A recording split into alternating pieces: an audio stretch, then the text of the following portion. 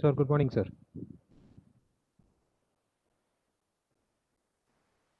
Good morning, sir. Good morning. Yes, this is Naveen, sir. Yeah, So, Naveen. so VDK sir has some personal work it seems, so he'll not be able to join us. And Okay. Sijo will be joining us shortly, sir.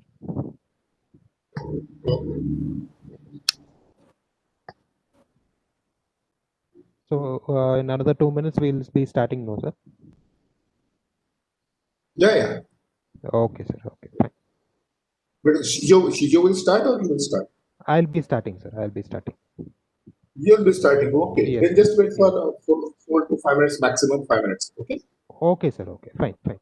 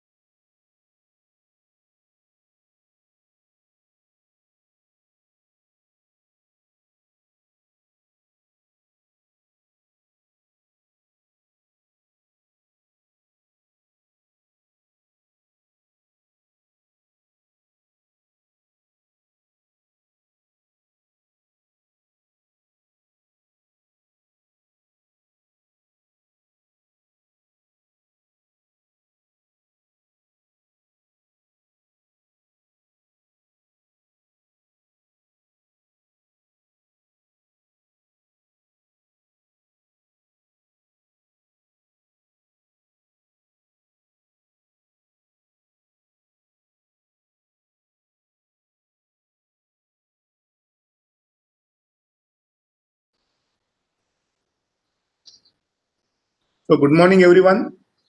Let us start with again from Entuple Technologies. So third day of our STTP. Naveen, over to you.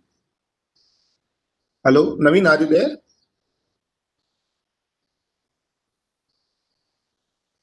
Yes, sir. Hello. Yeah. Okay. Yes, sir. Yes. Am I audible, sir? Yeah, audible. Your PPT is also visible. Okay, sir. Thank you. Thank you. Okay. Uh, Yeah, please go ahead. so, yes, sir. Thank you. So, good morning, all. This is Pin Shankar, application engineer for Cadence from Entuple Technologies Private Limited, Bangalore. Okay, so due to some personal contingencies, VDK sir will not be joining us today, and Sijo will be joining us shortly. Okay, so let us start with today's session. We'll start with the custom digital IC design. Okay, and we'll illustrate the steps by considering a CMOS inverter as an example. And later on, we'll move on how to design a standard cell. Okay, and as VDK sir had informed, okay, we'll also be going through the full custom IC design tool flow. Okay, simultaneously.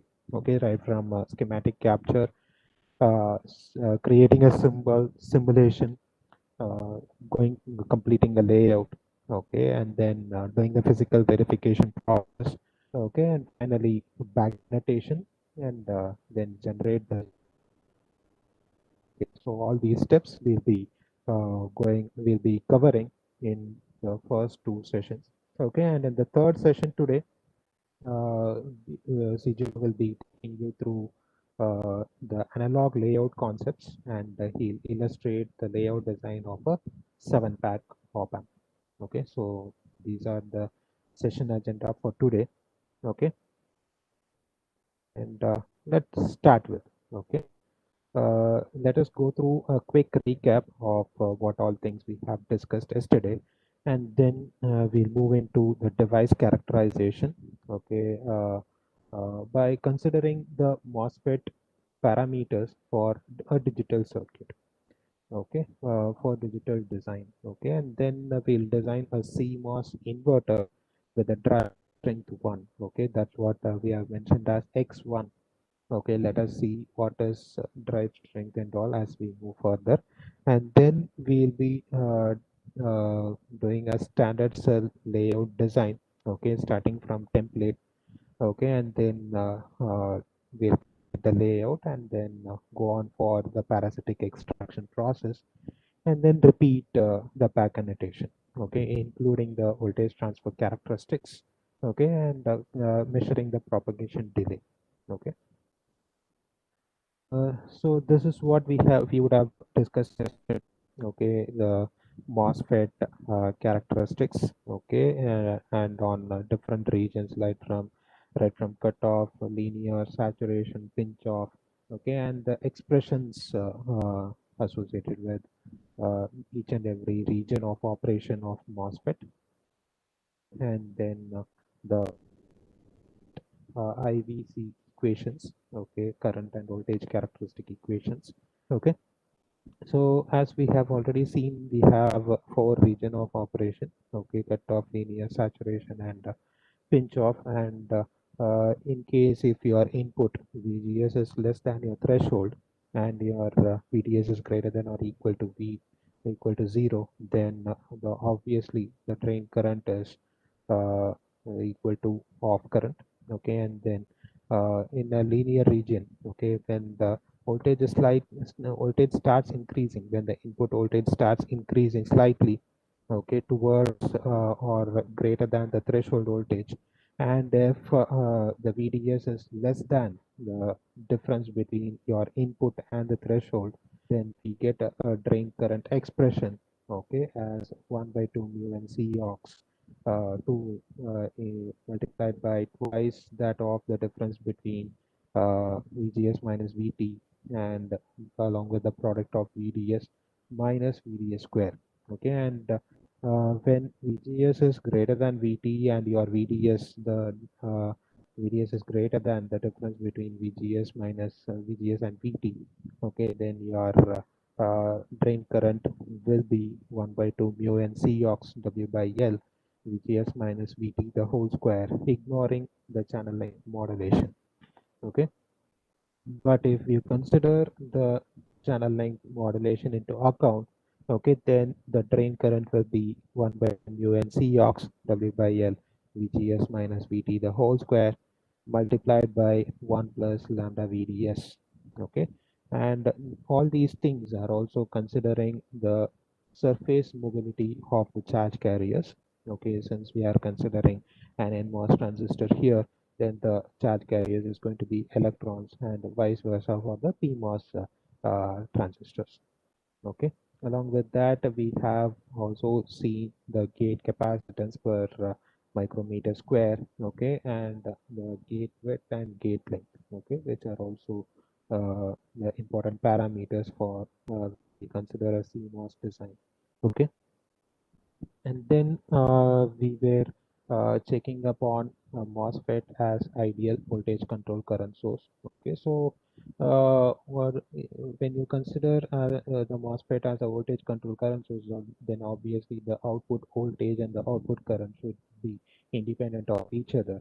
Okay, and we have four terminals as we have already seen: drain, gate, source, and bulb. Okay, and then saturation region, okay, devices a non-ideal voltage control current source. Okay, and for an enhancement mode device, as the drain current increases, so sorry, the drain current increases for increase in the VGS, the input potential. Okay, and then we went on for the common source amplifier with a resistive load. Okay, and these are the small signal model of the common source amplifier with a resistive load. And we have also checked out the gain. Okay, along with these parameters we also went on to check parameters like the gate capacitances, okay, CGS, CDS, CGG, CDD, okay, self gain, okay, transconductance, drain current, and saturation voltage, okay, so which are required for building an amplifier or any type of analog circuits. Okay, and then after we checked out the common source amplifier with the resistive load, we replaced that drain resistance, okay, with a current source. Okay, and why we replaced the drain resistance with the current source is because of the gain that we were getting. Okay, because the drain resistance suppresses the gain, so we are replacing that with a current source. Okay, since we don't have an ideal current source, we built a PMOS transistor. We replaced the constant current source with a CMOS transistor, okay, in order to build the common source amplifier with a current source load, okay, and then we went on with the differential amplifier, okay, by using a constant current source, okay, by using a constant current source, okay, and then with a current mirror load, okay, which Sijo represented in last session, okay, yesterday. Okay, and this is two-stage, okay, OpAmp, okay, which involves a differential amplifier and a common source amplifier, and split up into two stages, okay, differential stage and gain stage, okay, and we checked out these parameters for an amplifier design, okay, for based on the specification that is given in order to build the amplifier. Okay, let us now move into the today's topic. Okay, starting with a CMOS inverter. Okay, so this is the basic circuit. Okay, of a digital CMOS inverter. Okay, and what is the purpose of building an inverter? In order to satisfy the logical functional table. Okay, that is given here. And we have the voltage transfer characteristics of a CMOS inverter that is given here. Okay, and we need to formulate, okay, we need to formulate an electrical circuit, okay, in order to bring out this behavior, okay, in order to bring out this behavior. So how do we start for that? So we have already seen this illustration yesterday in the first session by VK sir. Okay, so we are just replacing these black boxes, okay, with a voltage controlled current source. Okay, and thus we get three configurations of or three different topologies of an inverter. Okay, and that's illustrated in the next slide. Okay, the first one, okay, what we call is a current sink inverter. Okay, why we call this as a current sink inverter? Because we have a voltage controlled current source over here. Okay, we have a voltage controlled current source over here, and we have the supply voltage. Okay, the voltage current produced, okay, by this by the voltage from VYY, okay, is getting synced, okay, to this ground terminal. Okay, because the input, okay, VIX, okay, is very much going to be less than the supply voltage. Okay, and that is why, and the potential here, okay, the potential here at VY is going to be replicated as of whatever is there in this ground terminal. Okay, and when is this going to uh, act as uh, a logic based device? Okay, when we have logic 0 over here in VA, okay, when the potential is 0 here, okay, then it obviously acts as a pull down device. Okay, pull down device. Okay, so what happens if we just invert these devices? Okay, that is, you connect a voltage control current source close to VYY, and the resistor uh, close to the ground terminal. So the response will be the opposite. Okay, uh, so it acts as a current source inverter. Okay, and what is going to be the potential, what is going to be the value of VA here? Okay, it is going to be VYY minus the value of VIX. Okay, that's going to be the value in VA. Okay, and the same thing is going to be replicated at Vy. So the potential at Vy is going to be somewhat equal to whatever is there at Vyy. Okay, so it is a current source inverter. Okay, and in both these cases, okay, any one of the stages going to be inactive. Okay, so what are we going to do in order to make it as a reasonable circuit? Okay, just let us try replacing these resistances with the voltage control current sources, and now this acts as a push pull inverter. Okay, push pull inverter. Let me give you another illustration also. Okay, let us replace this voltage control current source with an NPN transistor. Okay, NPN BJT, and replace this voltage current source with a PNP BJT. Okay, so what happens?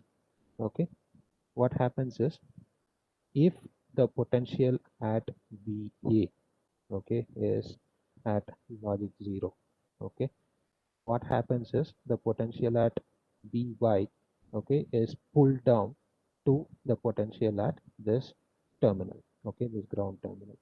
And if the potential at Va, okay, is at logic high, okay, then what happens? The potential at Vy is going to be pulled up, okay, to the most highest potential available in the circuit. So this acts as a push-pull amplifier. Okay, and in the same way, okay, if you tend to replace, okay, these voltage control current sources with MOSFETs, okay, and NMOS transistor uh, close to the ground terminal, and with the PMOS transistor close to the supply voltage. Okay, so what happens is the drain current, okay, coming out of both the devices will be equal. Okay, drain current coming out of both the devices will be equal. Okay, and based on the potential at VA, okay, the potential at VY is going to get varied. Okay, and this gives rise, okay, when we replace the voltage control current sources, okay, close to the ground terminal as well as to the supply voltage with the respective NMOS and PMOS transistors, okay, then we get a complementary metal oxide field effect transistor based inverter. Okay, so that is what we have illustrated here. Okay, and this is going to be the voltage transfer characteristics. Okay, so let us have a detailed look, okay, as of how we get this curve, okay, of voltage transfer characteristics. So this is again the illustration of pull up and pull down network, okay, based on the strong logic 0 and strong logic 1, okay, at VE, okay, at your input potential. Okay, so uh, obviously when we check out the IV characteristics of an NMOS, okay, all the voltages and currents are going to be positive values, okay, and it is going to be the uh, in this particular quadrant. Okay, just we are thinking of in terms of a basic graph sheet. Okay, and all the voltages and currents involved for PMOS transistor, okay, is going to be negative values. Voltages and currents involved in PMOS transistor is going to be negative values. Okay, and if we just flip, okay, if we just flip off these characteristics, okay, and merge with each other, okay, then we get this kind of a structure, okay, because everything is similar, okay, except for the polarity when it comes to the PMOS and NMOS transistors. Okay, even the drain currents are going to be same. Okay, the value of VGS1, okay, that is for the NMOS transistor is going to be VA equal to VA, and the drain current VDS1 is going to be equal to VY. Okay, but when we come to the value of VGS of value of VGS for a PMOS transistor, it's going to be the difference, okay, between the potential at VA and VDD, okay, and VDS2, okay, is also going to be VY minus the most positive terminal, okay, positive voltage of the circuit. Okay, now the point of intersection of these two curves, okay, is where we are going to get is what we get when we talk about the voltage transfer characteristics. Okay, just we can think of in the same line. Okay, the potential at VA when it is 0 and the potential at VA when it is high. Okay, so when the potential at VA is 0, so what happens to the device? Okay, your MOS transistor, okay, is acting as a pull down device, okay, is going to be in off state, okay, and your PMOS transistor will be in on state. Okay, so obviously the potential at Y, okay, is going to be equal to the VDD over here. Okay, so your pull up network is in the PMOS transistor is in linear region, okay, and the NMOS transistor is in off state. Okay, and as the potential, okay, as the potential in VA starts increasing further slowly, okay, from 0 to a positive value, okay, what happens, okay, the conductivity, okay, the current and voltages involved in PMOS transistor comes down, and slowly, okay, the NMOS transistor goes into the on state, so the switching process takes place. Okay, so when the potential reaches a high value, okay, so what happens, the NMOS transistor is going to be in on state, and the potential at Vy is going to be equal to whatever is there in the source of NMOS transistor. Okay, and there is a point, okay, when both the transistor will be in on state, and that potential is what we call as the switching potential. Okay, so this point of intersection, okay, is what we call as the switching potential. Okay, and this is what is illustrated here. Okay, and if we observe, okay, in a CMOS device, okay, the pull down network is always an NMOS field effect transistor, and pull up network is always uh, PMOS field effect transistor. Okay, and the both are almost complement of each other. Okay, they complement of each other. Okay, so next is the current, okay, drain current that we have got, okay, as a result of uh, a transient analysis or DC voltage transfer characteristics. Okay, so what happens to the drain current when uh, when both the transistors are in on state? Okay, when the PMOS as well as the NMOS is in on state. Okay, the drain current at this point, okay, will be highest. Okay, so the peaks up. Okay, peaks up. The drain current peaks up, and when any one of the devices in off state, okay, then obviously it is going to be a lower value. Okay, so that is what we get here in the DC analysis, and I'll be taking you through all these characteristics on the tool. Okay, so the CMOS inverter is not just an inverter alone. Okay, when biased properly, okay, it also acts as an amplifier. Okay, so initially we will characterize the NMOS transistor. Okay, and if we give a proper voltage, proper bias voltage for the PMOS transistor, okay, then obviously it will be acting as an amplifier. Okay, when biased at the switching potential and under small signal conditions. And this is what we have seen in yesterday's session as the common source amplifier. Okay, so this is the transient response, okay, for a CMOS inverter, okay, when we give a pulse input, okay, to the circuit, so okay, to the CMOS circuit. So what happens, okay, and if we check out the response, okay, then we can see spikes involved, okay, at the transition stage. Okay, so why we get these spikes? Okay, why we get these spikes? Let us have a look at those things in the next slide. Okay, because when we talk about the devices, okay, there are capacitances involved, okay, which we call as the device capacitances and even the parasitic capacitances. Okay, for a MOSFET, okay, nearly there are six capacitances involved for each and every device. Okay, and that's what we have been able to see here.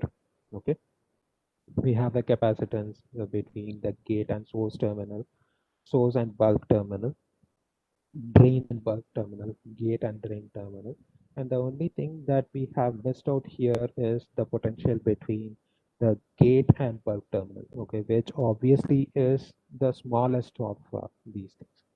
Okay, so when we combine these things, okay, then we get the total capacitance at the input as Cg, okay, and the capacitance that comes in between, okay, the gate and drain, we term that as Miller capacitances, as we have discussed in this session, and the capacitances close at the drain terminal, okay, we get that as the output capacitance over here.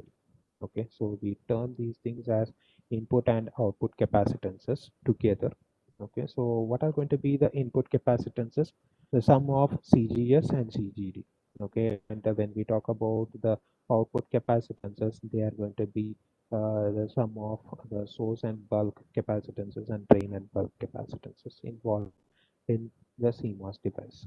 Okay, so let us first go through the design procedure, okay, on the tool until this step, okay, until the simulation process, okay, and also we'll check about the device characterization as we move further, okay, for a CMOS inverter, okay.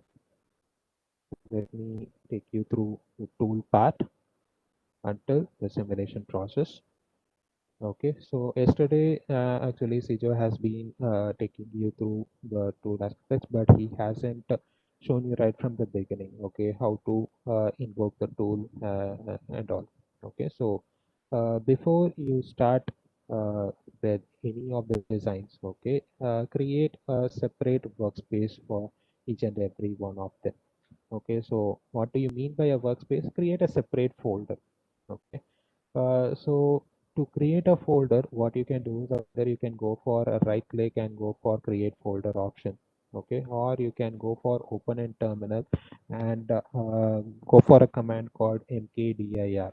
Okay, mkdir stands for make directory space the name of the folder. Okay, for example, I name it as S.P.I.T. Okay, and click on enter. Then in the desktop, okay, that respective workspace gets created. Okay, and then in order to enter into that folder, okay, let me increase the font size in order to make it more legible, okay, for visualization. Okay, so next is entering into that workspace. Okay, so for that I'll go for ed space the name of the workspace. Okay, so now you can visualize from desktop we have entered into that particular workspace. Okay, and then we have to initialize a shell script. Okay, because uh, uh, uh, Cadence is fully supported in Linux environment and especially Red Hat Enterprise Linux. And there are certain libraries that are in common with each other. Okay, so those libraries are mapped together, okay, in the form of a shell scripting. Okay, so we are initializing the shell script with the command csh. Okay, and then source the cshrc file. Okay, source space /home, okay, /cat /cshrc.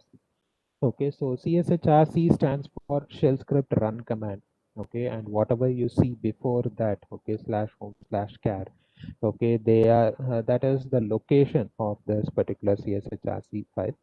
Okay, and my the name of my cshrc file is cshrc2. Okay, so what do you have in a cshrc file?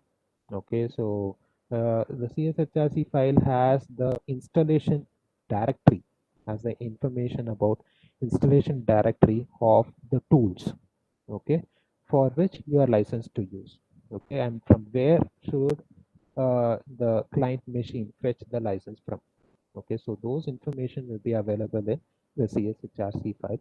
So once you source this, okay, you'll enter into the Cadence design directory. Okay, Cadence design tool suite. Okay, so among so you'll be having a list of n number of Cadence tools, right? So among that, which one do you prefer for the respective design flow? Okay, whether you're working on analog or digital, okay, you have to intimate the tool of interest. Okay, so here in terms of an analog design flow, okay, Virtuoso is the tool. Okay, so I'll type VIRTUOSO. Okay, so everything is case sensitive. Okay, Linux commands are always case sensitive, and an ampersand. Okay, so ampersand gives you an additional option of a command prompt. Okay, in order to execute your commands individually, or you can also invoke the tool without an ampersand. Okay, so I'll go for enter. Uh, Sorry, just let me check out.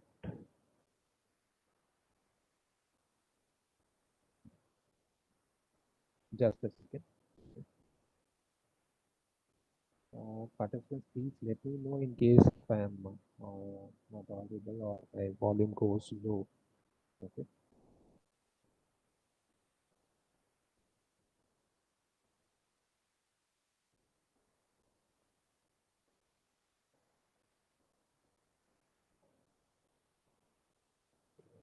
You can put the elements again.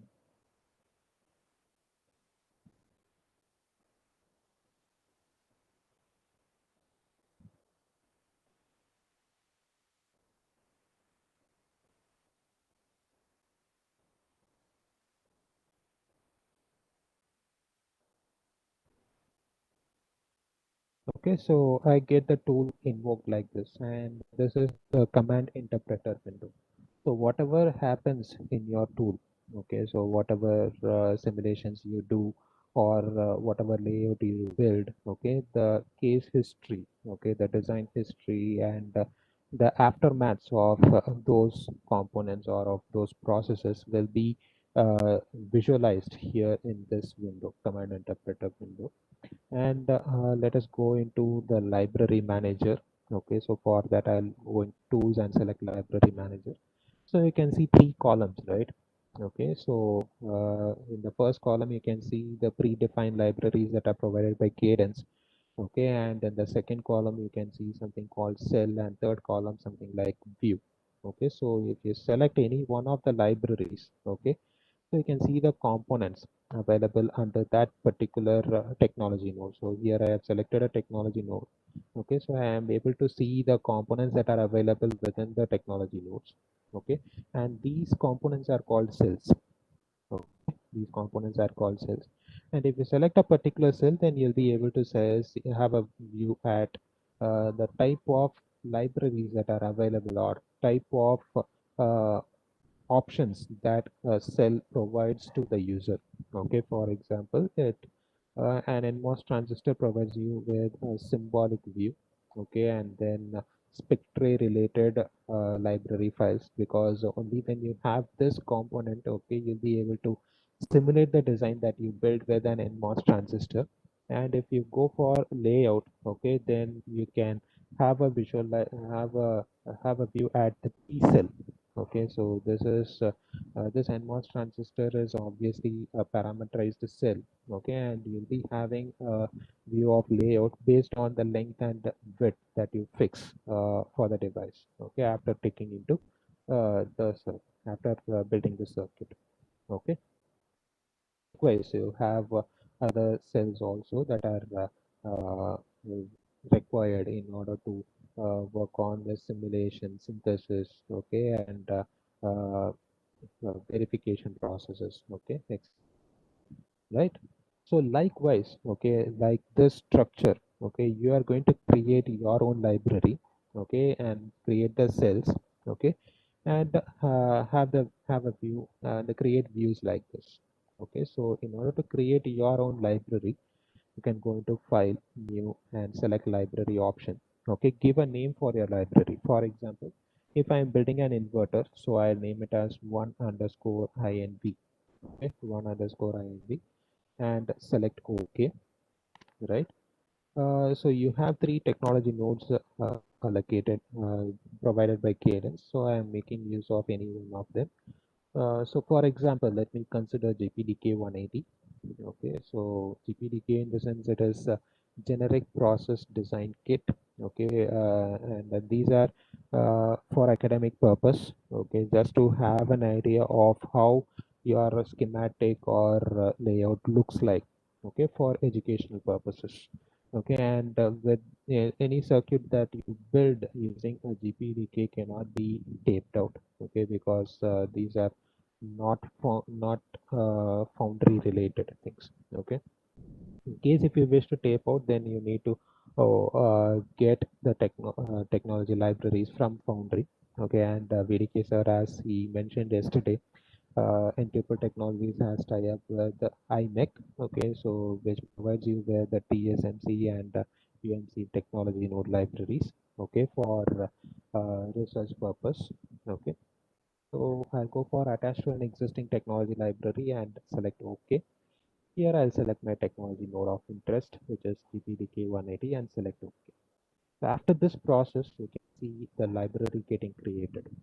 Okay, now to create a cell, okay, under this library, okay, so I'll have to select the library first and then go to file, new, and select cell view. Okay, give a name for this cell. Okay, for example, I name it as inv underscore des.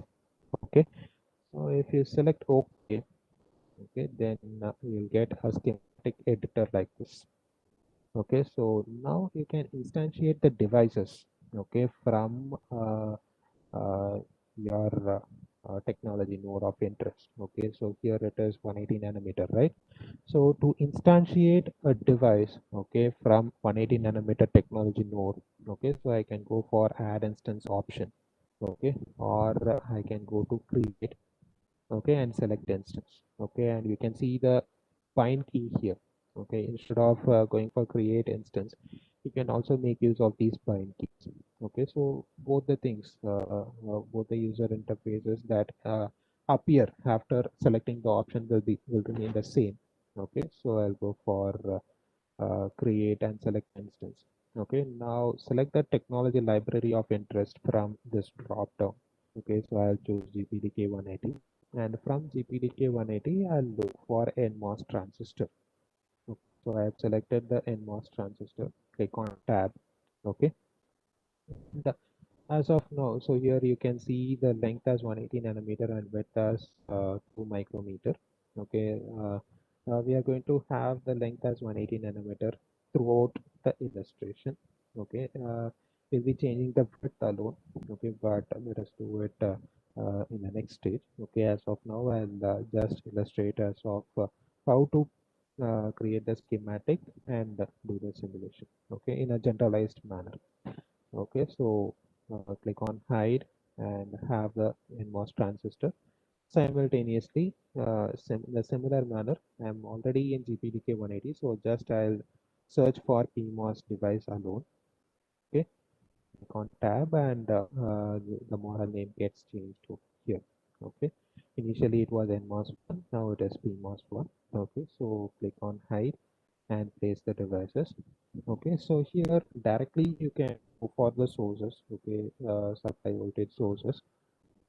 Okay, or you can go for pins. Okay, insert the pins. Okay, and then pins in the sense they may be given as input ports and output ports. Okay, so both the options are possible.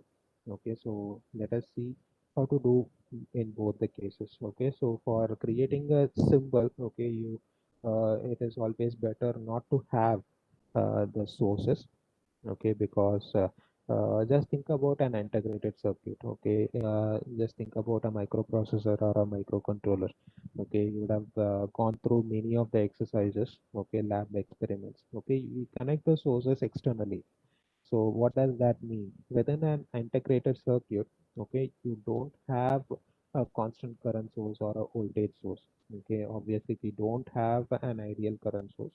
Okay, just for simulation purpose, we have some current sources and voltage sources. Okay, so that is the reason why. Okay, just for simulation purpose, you can have the voltage sources and current sources here in the schematic.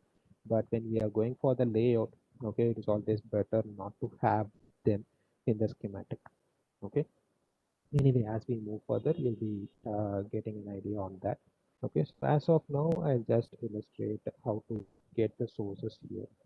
Okay, so the sources are independent of any technology nodes, right? So they are available in generalized libraries like analog lib. Okay, so if you search in this list of libraries, you can see something called analog lib. Okay, so I need a constant voltage source. Okay, DC voltage source to give my VDD. Okay, so DC voltage, let me consider 1.8 volt. Okay, and this is dependent on the technology nodes. Okay, if you go through the documents that are provided in library, okay, so you'll be getting an idea of what can be the technology, what can be the supply voltage for the circuits built using a respective technology node. Okay, so click on hide and place it. Okay, similarly, as an input for an inverter. Okay, let me go for a pulse input. So I have V pulse. Okay, and voltage 1. Okay, that is logic low and logic high for the pulses. Okay, so we are assigning the voltages. Okay, so for logic low, I'll assign 0 volt, and for logic high, let me assign 1.8 volt, the value of supply voltage. In period, let me give 20 nano for the example, and delay time, let me give 10 nanoseconds. Okay, you need not mention the units, just mention the value alone, like this. Okay, in case if I am mentioning the rise time as 1 pico, so rise time is rise time in case if I'm mentioning as 1 picoseconds. Okay, or if you wanted to give a rise time of 1 picoseconds, okay, just give the value as 1 pico alone. Okay, and give a tab in order to autofill the unit. Okay, the unit gets autofilled here. Okay, so I'll give the value alone, and the unit gets autofilled, and then comes the pulse width. Okay, so it has to be based on the duty cycle, right? 50% or more than that of duty cycle. So I'll give 10 nanoseconds. Okay, so 50% or more than that of period, I'll take as 10 nanoseconds. On hide and place it here, and then I need ground terminals, right? So under analog lab itself, I have the ground terminals. Okay, so click on hide and paste them over here. Okay,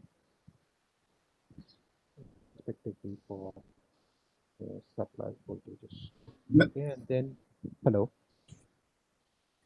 hello. Naveen, just Yes, sir. one question. Hello, Yes, sir. Naveen Rathod, sir. Just one question. Yes, sir. Which PDK you are using now? 180? Yes, sir. 180 nanometer. GPDK 180. Acha, acha. Yes, sir. I just want to ask, cadence, does it support below 180 nanometer also? Because every time I can see from last 3-4 years, every time it's a 180 nanometer we demonstrate. So Yes, does sir. it have a support of less than 180 also? Yes, sir. Yes, it supports 180 technology nodes less than 180 nanometer also, and they also provide them. Okay, you can see GPDK 45 and GPDK 90. Okay, and it also Acha, supports. so Yeah, it also. Yes, sir. Yes, and it also supports foundry related libraries up to 18 nanometers. Up to 18 nanometers okay. currently. Yeah, even Cadence Which I can provided also see some. in the list. Okay, I can Yes, also see in the list FinFET PDKs. Is there no yes, just yes, sir. above that I can look it. Yes, sir. But this is FinFET. the version which we have in our college. I Okay, think sir. 3 years ago. Just now it has expired in last month. We have to renew. Okay, sir. But then Okay, sir. these FinFET libraries were not there. So Okay. now they are available by default, or we need to do something Uh, for that. you have to request, sir. You can request us so that our engineers will be installing the FinFET libraries to all the customers. That's how it's happening. But but there's no extra charges or something like that, no? No, Or sir. it is No it charges. comes with the acha. Okay, No okay. charges. Now They one are more thing. provided. Yes, sir. Okay, there are some free PTM models and all that are available. Can we integrate those here Yes, sir. You in can Cadence? integrate the Will it model files. allow? Yes, it allows. It Provided it allows. has the supported files for Cadence.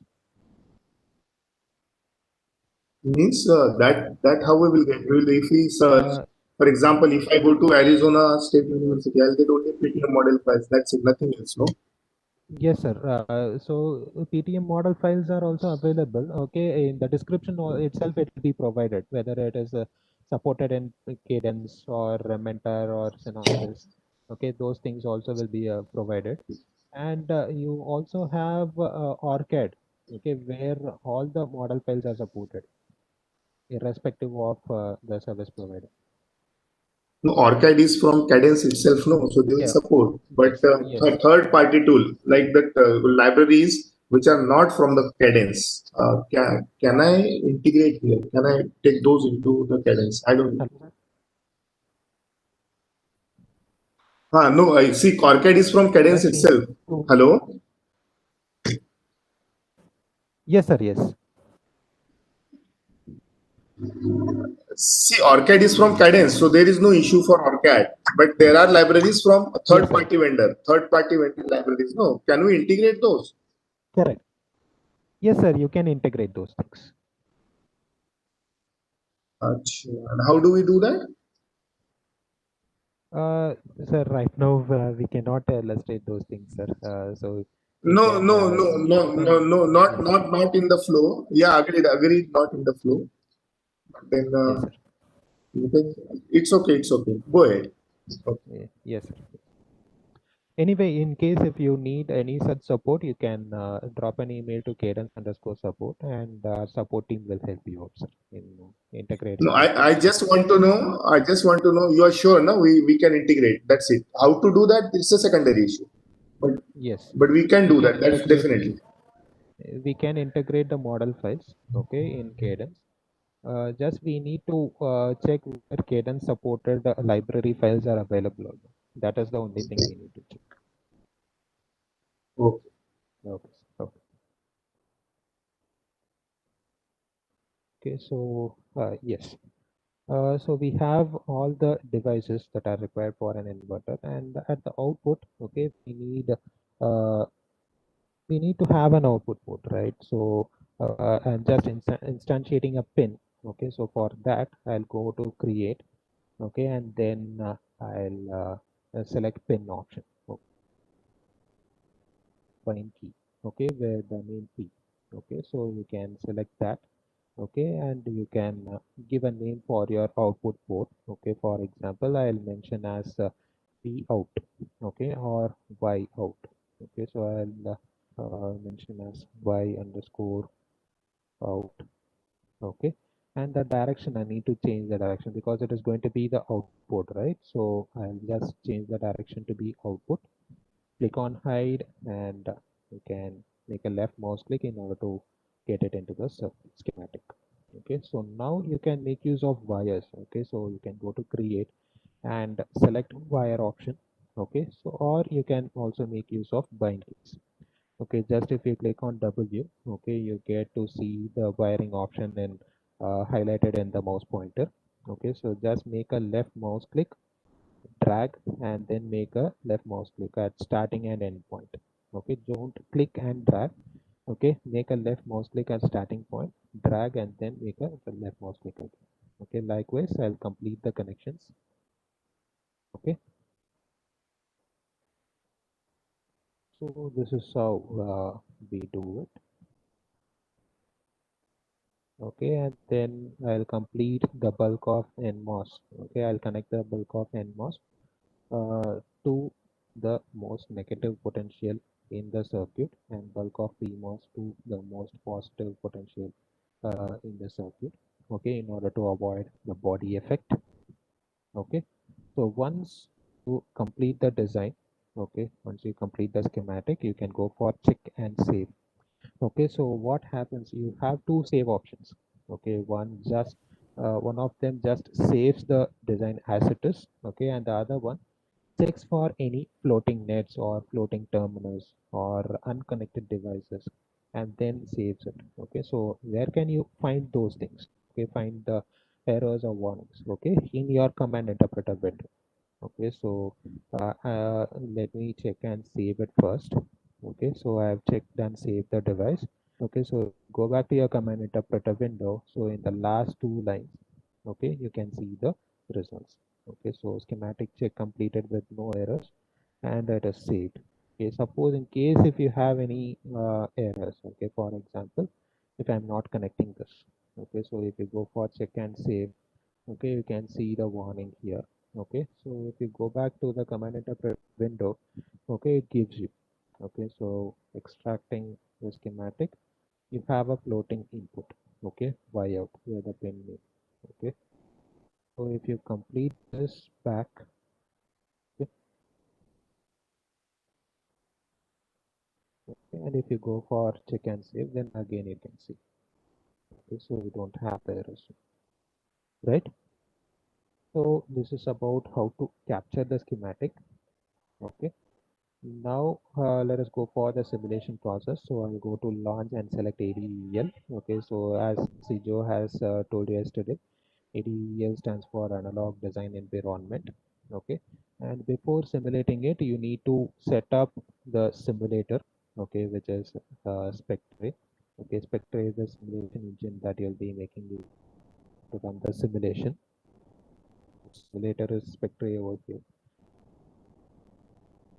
Then I'll go for model libraries. Okay, so as I have illustrated yesterday, okay, a library for that simulation engine with respect to each and every technology node. Okay, so that path has to be specified here. Okay, and here you can mention the processing corners like nominal, slow, fast, slow, etc. Okay, so as of now, let me go for a nominal corner analysis. Go for apply and select OK, right? And then you need to choose the analysis, types of analysis, right? So I'll go for analysis and select choose. Okay, so in case if I'm going to run a transient analysis, so I'll have a stop time of 100 nanoseconds, for example. Okay, and then you have something called accuracy defaults, and you have three options over there: conservative, moderate, and liberal. Okay, so you are giving a pulse input. Okay, and they are the pulse input is constituted of discrete timing instances, right? Okay, it is with respect to timing instances. Okay, so in order to run a transient analysis, how many instances, okay, how many timing instances has to be considered? So this also plays a role in accuracy.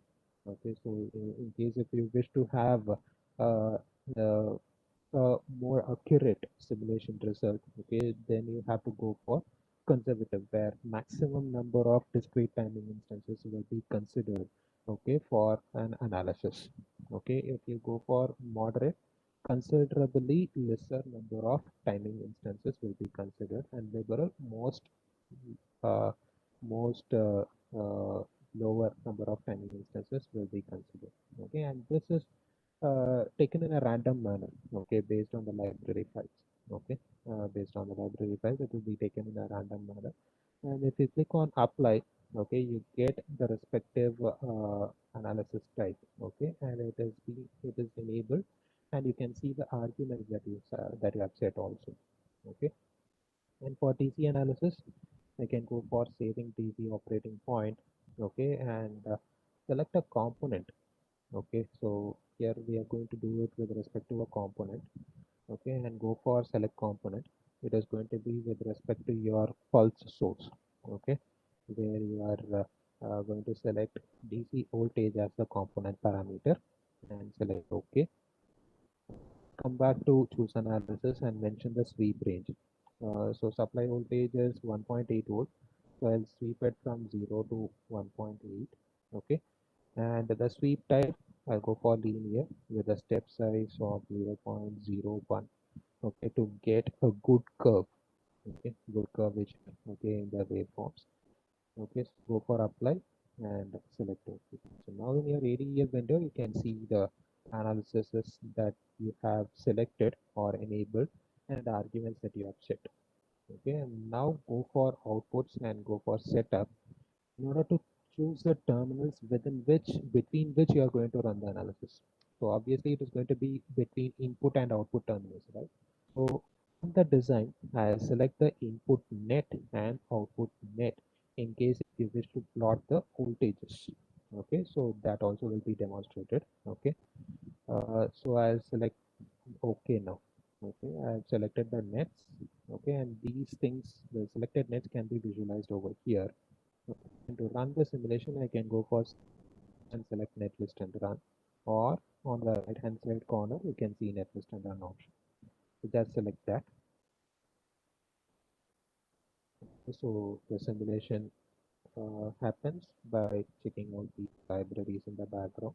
So this is what you would have checked out yesterday also, right? The transient analysis. You can also do this to a separate window by selecting this analysis and go for copy to new window, select rectangular. Okay, you can take a response separate window and to split the waveforms. Okay, as of now both are merged, input and output response are merged. Okay, so I can go for graph and select split all strips. Okay, so you can see the input response, input waveform, input pulse, and this is your output pulse response. Okay, so if you wish to maintain an order, okay, in first and output next, okay, you can do that. Just drag and drop. Okay, select, drag and drop. You can change the properties of signals also. Okay, select a particular signal, make a right click, go to color and select the colors. Okay, and if you wish to change the style, okay, all these things we had illustrated as also. You can change the thickness also. Fine. So similarly, I change the color and thickness. Okay. So now let us see how to calculate the propagation delay. Okay. So for that, let me go into calculator. Okay. So here you can see function panel, right? So in the function panel, I can search for delay. Okay. So you can see delay here. Okay. Here I can see signal 1, signal 2. Okay, which indicates the input signal or the output signal. Okay, so I'll go back to the waveform, select the signal. Okay, so before that, what you should do is you should enable wave. Okay, because you are getting the inputs from the waveform, right? So enable wave over here and disable flip. Now place the cursor in signal 1, go back to the waveform and select the signal. Okay, now you get it over here. And similarly, go to signal 2. Okay, place your cursor in signal 2, go back to your waveform, select the other signal. So next comes the threshold value. Okay, so what do you think about threshold value? This is going to be the switching potential. Okay, so you can go back to your waveforms. Okay, in your let me close this. Okay, so from your DC analysis, you can get the switching potential, right? Take the DC analysis to a new window. Okay, you can see the graph.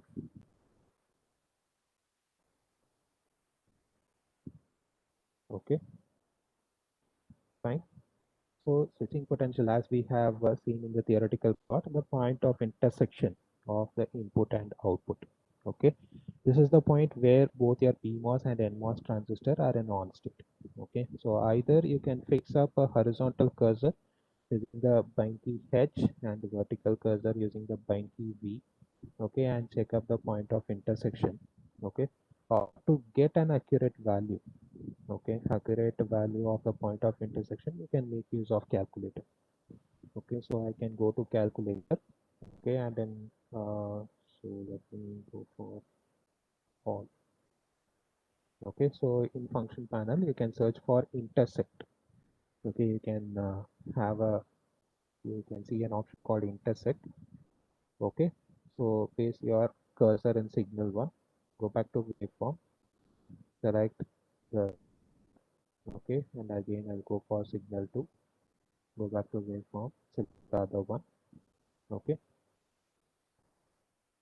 so at the bottom you can see apply and OK, right? So click on apply so that whatever parameters you have chosen gets converted into an equation kind of thing. Okay, so we'll get it over here. Okay, and select OK in order to get it. Now if you go for evaluation, you have two evaluation options. Okay, in case if you wish to, okay, even that depends on the type of analysis we have done. Okay, or if you wish to have it in a tabular column, okay, you can go for the second option, evaluate buffer and display the results in table. If you select this, then you get the results over here. So it is 755 millivolts, close to VDD by 2.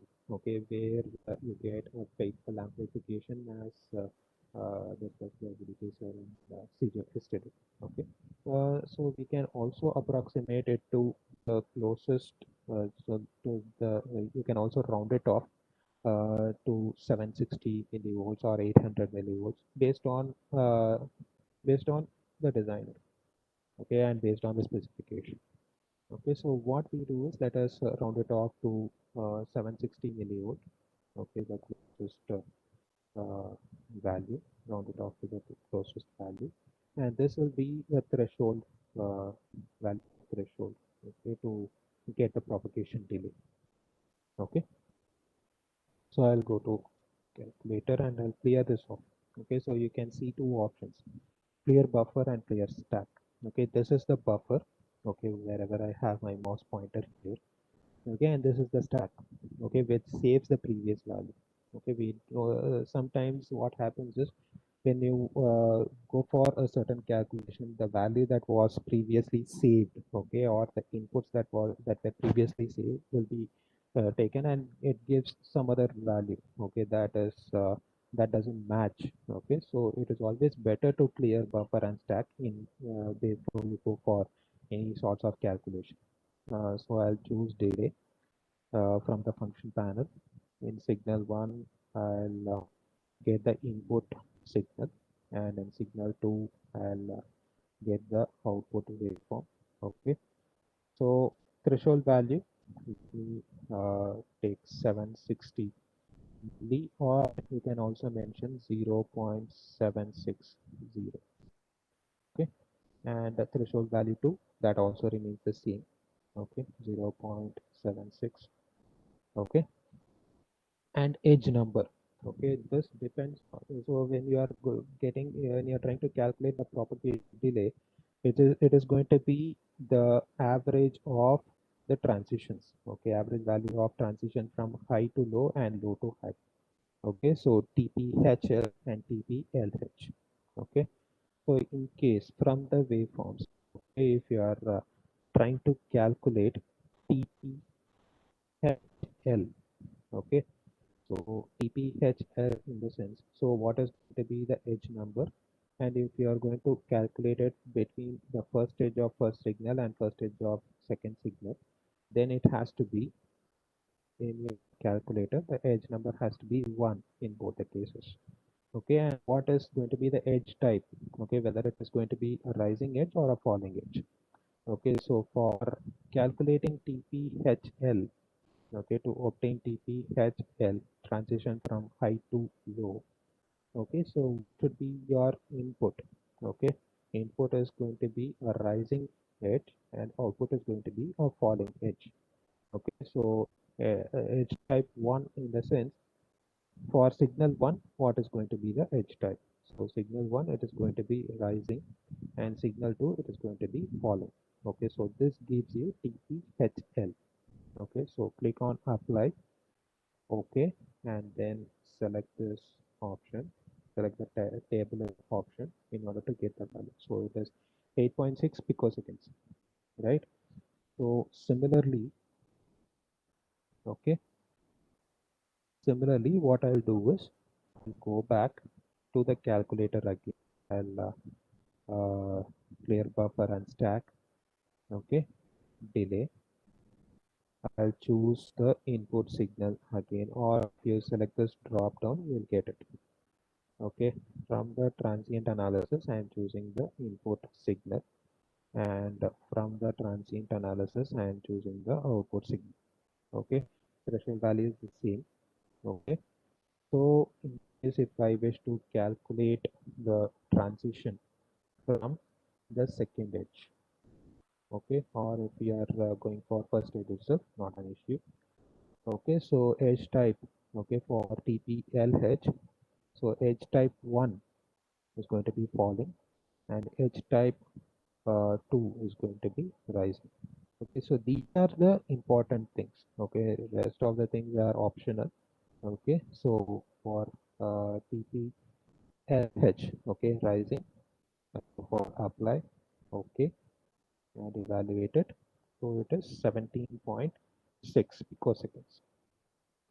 Okay, take an average for this 17.6 plus 8.6. So what you get, it's somewhere around, it is going to be 26.2, and the average is going to be 13.1. Okay, so your TPD, okay, is 13.1 picoseconds, correct? Okay, so this is how you get the propagation delay. Okay, and in case if you wish to plot the current, okay, drain current, if you wish to plot, okay, so I'll take this. So you can plot the drain current also by selecting the terminal. Okay, so if you select the net, then you are plotting the voltages. Okay, so I'll go for outputs, setup. Okay, from the design, I'll choose the drain terminal of NMOS transistor or PMOS transistor, because drain current is going to be same in both the cases. Okay, so select this. So you can see here NM0D. Okay, so you can see NM0 in the sense the instance number of NMOS transistor. So you can see NM0. Okay, drain terminal of NMOS transistor we have selected. Now if you run the simulation again, okay, you can also see the drain current getting plotted. Okay, in case you don't want a particular response, you can select that and you can delete it. Okay, so here you can check the drain current. So, okay, hope it is visible, or I'll change the properties.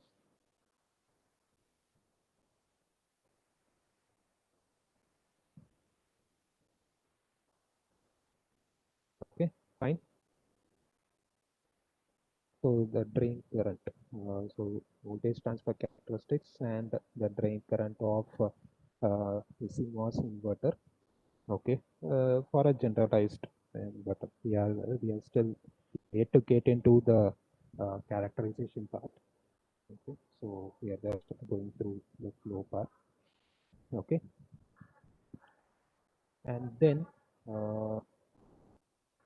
yes, so let us see how to create a symbol. Okay, so I'll close these things, and you have to save the state. Okay, so to save the state, okay, so I'll go to session and go for save state, because when you come back to back annotation process, you have to do it for the same analysis and the same arguments. Okay, so instead of selecting everything or creating the simulation state once again, I'll save this itself. Okay, so save it as a cell view, because we're doing it for a cell view. Okay, and select OK here, right? So this saves the state, and I close it. Okay, so to create a symbol, what I'll do is I'll replace all these ports, okay, with a pin. Okay, so I'll remove the drain terminal.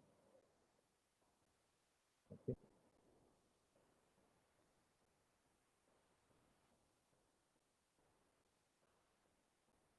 and remove these nets. Okay, so I'll go for add pin. Okay, so these things are going to be input pins, right? So I'll use the bind key and name the input A, and you can name multiple instances of pins at the same time, okay, by separating them with spaces. Okay, and go change the direction to input. Okay, because everything are input pins. So on hide and place them in same order. Okay, you can also rotate using the bind key R. Okay, I'll rotate the pins and place them here. Okay, so now you can check and save once again. Okay, and to create a symbol, go to create cell view and select from cell view. Okay, so you can get the details of your library and cell. Okay, from the schematic, I'm going to create a symbol. Okay, so select OK here. Okay, here you can assign the pins. Okay, on all the four sides. So on left hand side, let me have the input pin. Okay, so on the right hand side, I'll have the output pin. On top, I'll have the VDD. Okay, and at the bottom, I'll have the VSS. Okay, and I'll select OK. Fine. So I get a default symbol like this. Okay, now in order to create a symbol of your interest, okay, like if you consider an inverter, then it has a triangle with a bubble in front. Okay, that is the symbolic representation of an inverter. So you can see the drawing tools over here. So with the help of this, you can create the symbol. So I'll select the inner rectangle, remove it, okay, and then use create line option, okay, and draw a triangle, okay, and use the create circle option to include a bubble in front, okay, fine. So let me rearrange,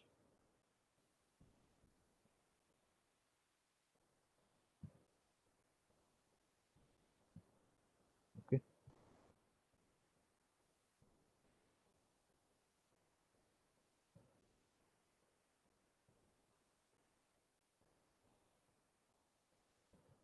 okay, which is fine, okay, no issues. It is not like these lines has to touch the symbol, okay, by default you will be having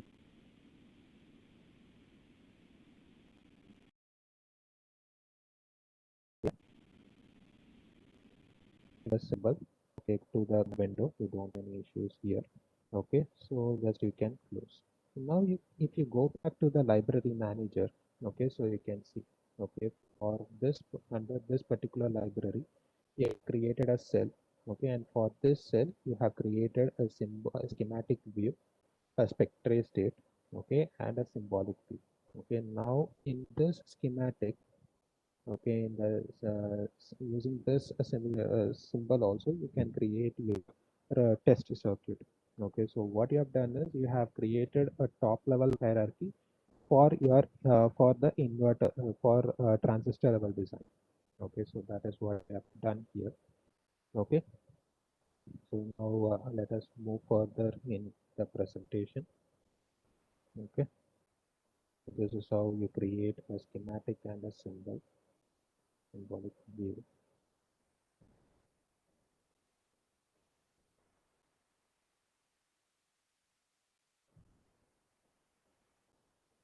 Just a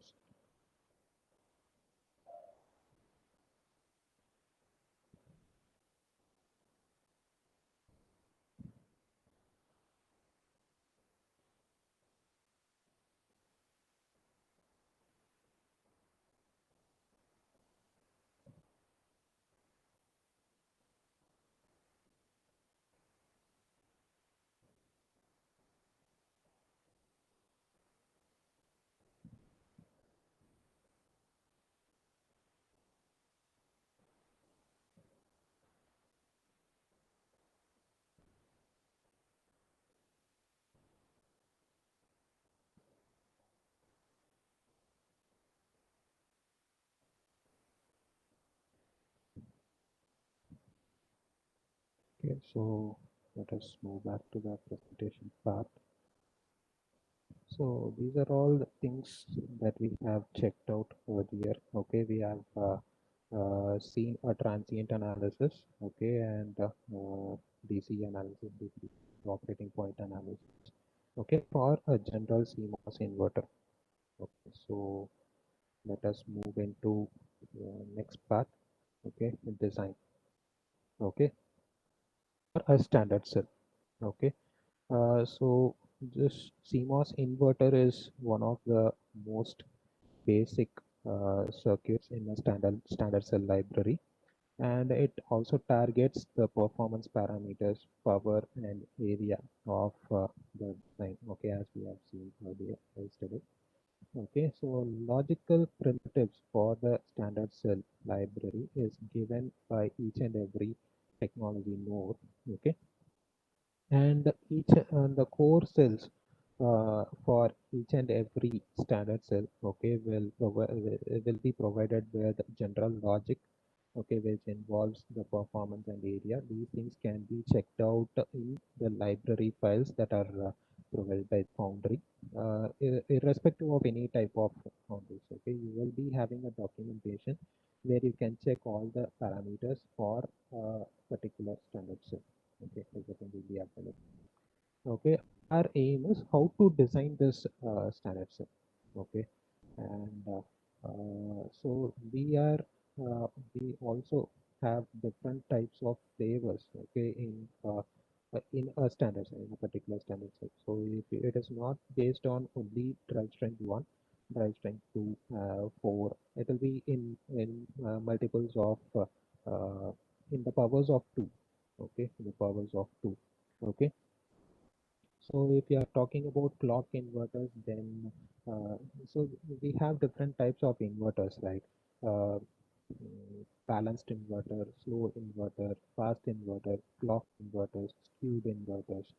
Okay, so these are different types of inverters. Okay, and the inverter X1 is the smallest sized. Okay, smallest sized inverter. Okay, and it provides you with the minimum achievable average propagation delay. Okay, and the output will be having balanced outputs. And the output voltage uh, will be having a balanced swing. Okay, and for higher drive strength, okay, how to build the circuits with higher drive strength? Okay, scale up the size. Okay, with an integral power of 2, as I just told you. Okay, and then the drive strength for other more logic functions. Okay, even for AND gate or OR gate. Okay, the steps will be similar. Okay, steps and the behavior of the circuit, everything will be similar to the inverter X1. Okay, uh, so let us go through the specification. Okay, specification with which we based on which we are going to design CMOS inverter with the drive strength X1. Okay, so the design device parameters are specified by the fabrication vendor, like W minimum, L minimum, the maximum, L maximum width and length of the devices. Okay, on time, on current, and off current required for the circuit. Okay, and how to get all these parameters? Okay, you can visit the foundry. Okay, that will be available in the installation directory.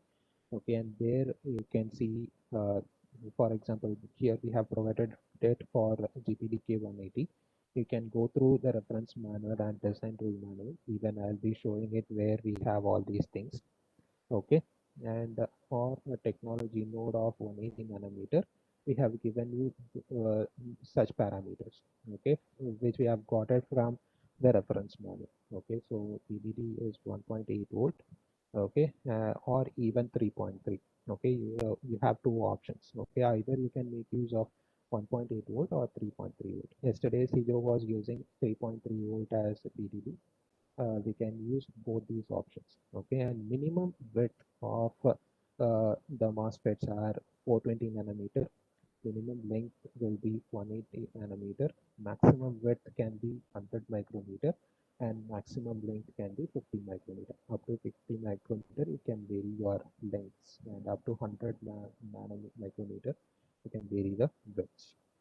Okay, and the design target, okay, that we are going to the circuit that we are going to design here is an inverter with the drive strength 1 using GPDK 180 nanometer, and core supply voltage can be plus or minus 10 percentage of 1.8 volt, but we are going to make use of the same supply voltage.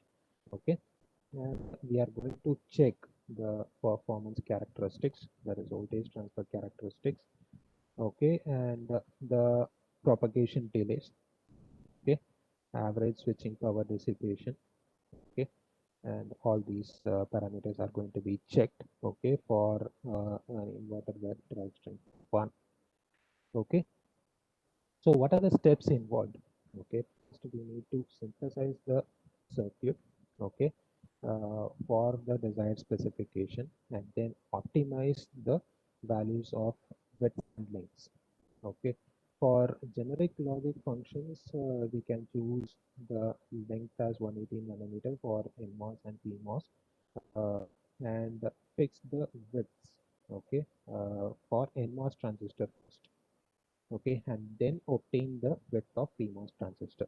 Okay, so how do we obtain the width of NMOS transistor? Okay, so here what we have done is we have checked the basic design rules. Okay, because when you talk about NMOS transistor, it is a combination of different layers, right? Polysilicon layer, metal implant, okay, metal layer, and N-type implant or a P-type implant, okay, N-well, P-well, and oxide layers. Okay, so there are design rules. There are minimum dimensions, okay, that is required for each and every layers here. Okay, so those set of design rules are important in order to create a MOSFET, okay, and even to fix up the width and length of the devices. So is my audio clear now? So I can see a few participants telling that volume is low. Is my audio clear, sir? Participants, is my audio clear? Can I? Yes. Yeah. Yes, It's yes, clear. sir. Yes, sir. Thank you very much. Initially it was little low, but initially it was little low, but now it is clear.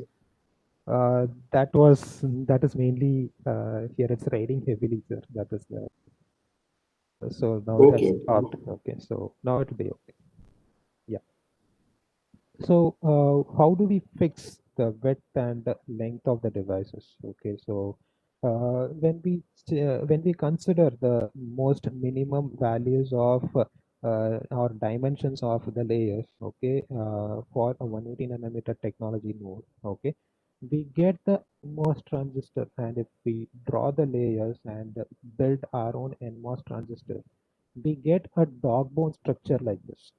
Okay, so if we fabricate it, we get a dog bone structure like this, and here this will have some issues in fabrication. Okay, because it has a number of edges, right? So fabricating and etching the edges will be a little bit tedious process. Okay, so that is why we go for a planar structure like this. Okay, a proper structure of NMOS transistor like this. So for this type of structure, what we have is the base, uh, no, uh, the width of NMOS transistor that we, for which we get a proper structure like this is 850 nanometers. Okay, so we have considered that as the basic width of NMOS transistor here. Okay, so length of 180 nanometer and width of 850 nanometer will constitute the dimensions of an unit transistor. Okay, unit NMOS transistor. Okay, so we have got the dimensions of NMOS transistor, but how to get the same for PMOS device? Okay, so for that we'll have a look at RC design model delay model. Okay, mainly we'll consider the switching characteristics. Okay, so we'll consider the effective channel resistance, okay, or the effective gate capacitance, any one of these things. Okay, by considering any one of these parameters, we'll get the ratio between mobility, okay, mobility of the charge carriers, okay, and based on that ratio, okay, we'll fix up uh, value of PMOS transistor. So what we have done here, okay, here is so we have built the NMOS transistor over here, okay, by considering those parameters, okay. So we have taken the width and length as a variable, okay, width and length as a variable, and using that we have built the circuit. Okay, the schematic capture, the procedure is the same as we have done as we have created a general NMOS CMOS inverter. Okay, earlier procedure of our schematic capture will be the same. Okay, so by following that, okay, we have built the circuit. Okay, so let me take you through that circuit. Okay, in the tool. Okay, so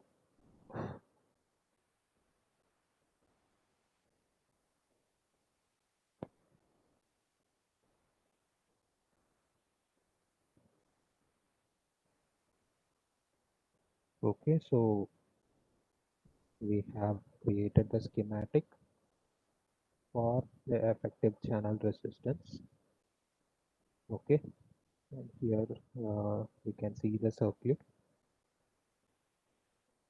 We have taken the capacitance at the output to be 500 femtofarad, and width and length of NMOS transistor we have already checked it out. Length is 180 nanometer and width is 850 nanometers. Okay, and here we have taken a piecewise linear source. Okay, piecewise linear voltage source, uh, by using which you can create a pulse waveform. Okay, you can build your own pulse waveform. Okay, so by getting these properties, okay, at different time instances, you can decide upon at which time you wish the voltage to be high and where you want the voltage to be low. Okay, so here we have taken four pair of points. Okay, so we get four timing instances and four voltage values.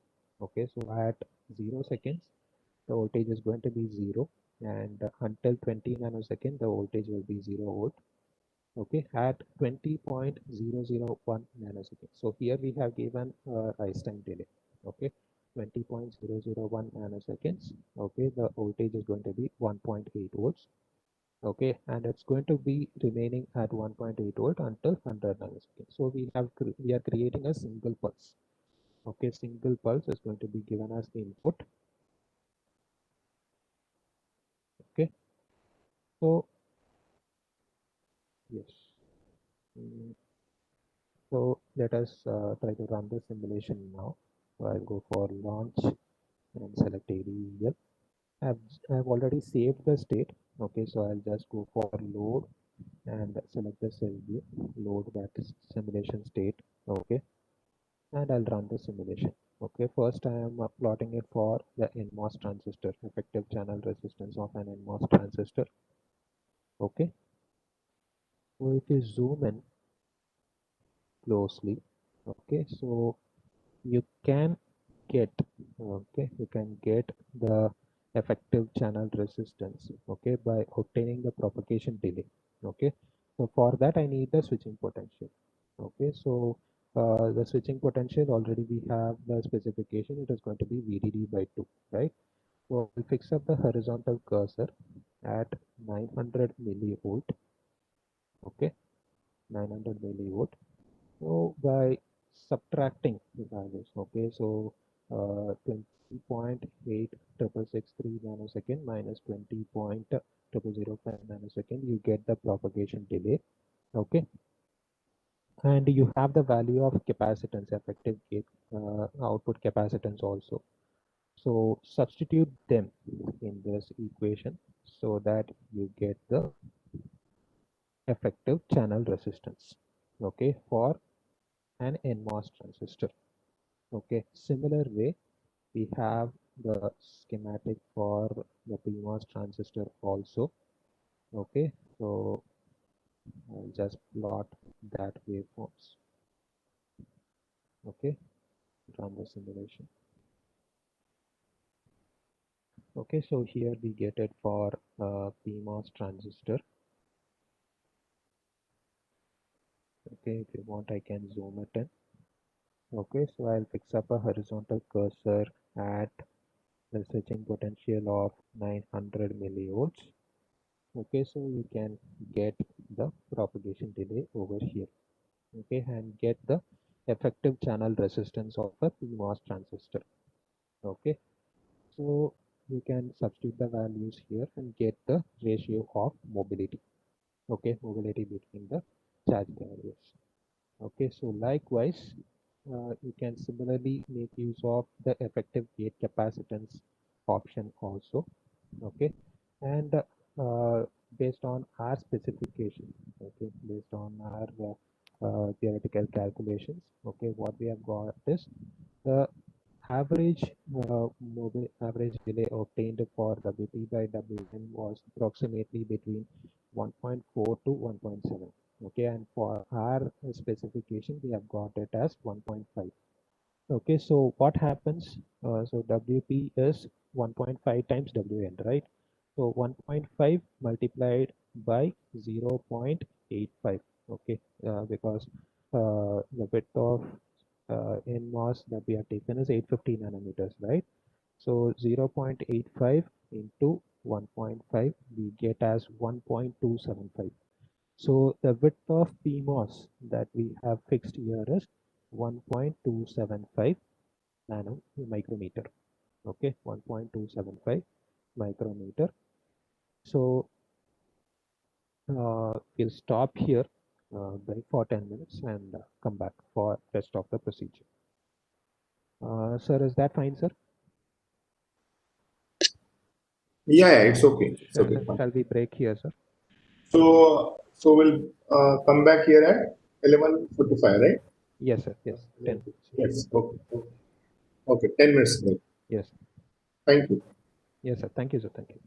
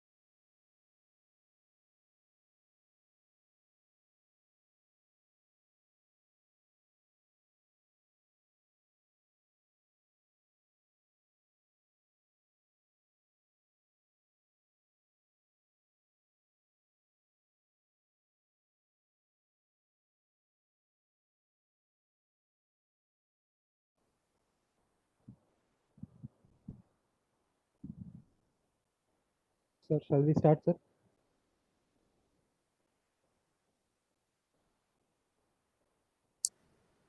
Yes. Yes.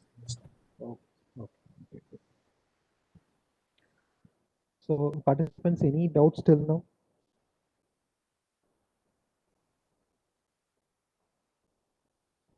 Sir, I was able to see the query on chat box. Okay, so from Yeah. Somebody has asked that yellow color boxes. okay, okay.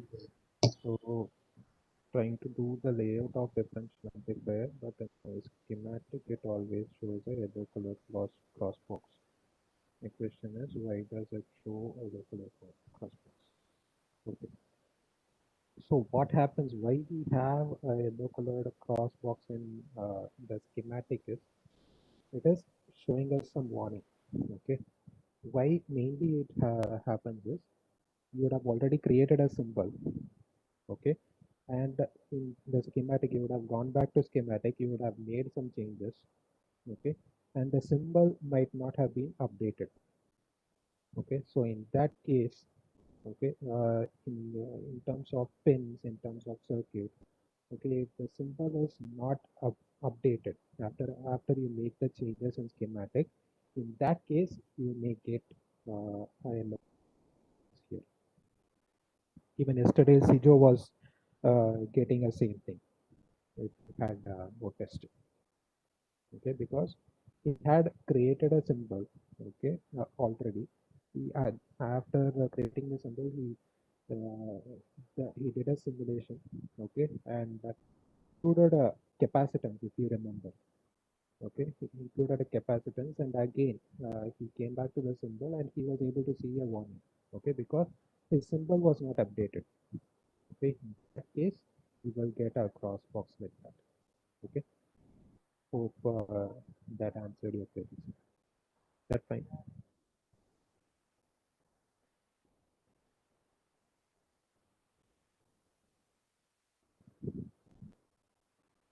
Any queries, participants, or shall we move further?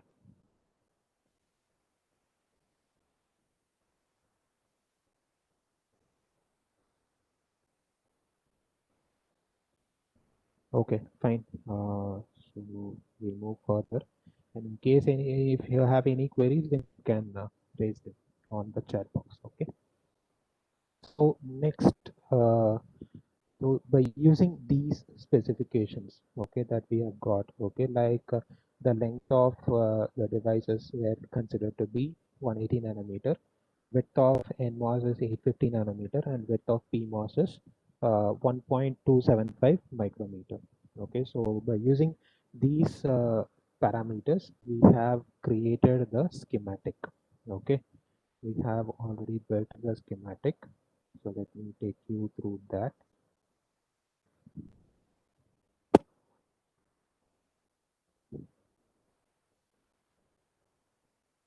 So this will be schematic for your effective gate capacitance. Okay. So same case, you have to replace the NMOS with the PMOS transistor and check out the propagation delay for PMOS transistor, and then get the ratio of mobility. Okay, so this,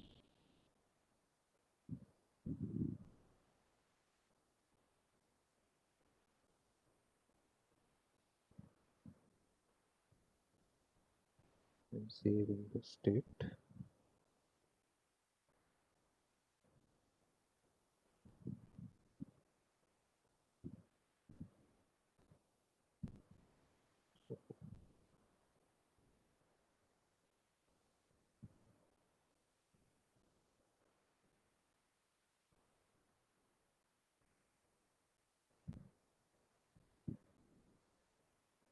So you can see that.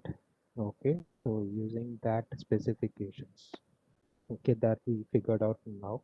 Okay, we have built the CMOS inverter. So this will be called as the inverter with drive strength 1. Okay, unit inverter, also called as unit inverter. Okay, and I have also created the symbol for this. Okay, symbolic representation for this particular inverter. Okay, so using that, we have also created a test schematic. Okay, so how to create this test schematic? Okay, so go for add instance. Okay, browse the library which has this symbol. Okay, so in this library, I have the symbol of inverter X1 over here like this.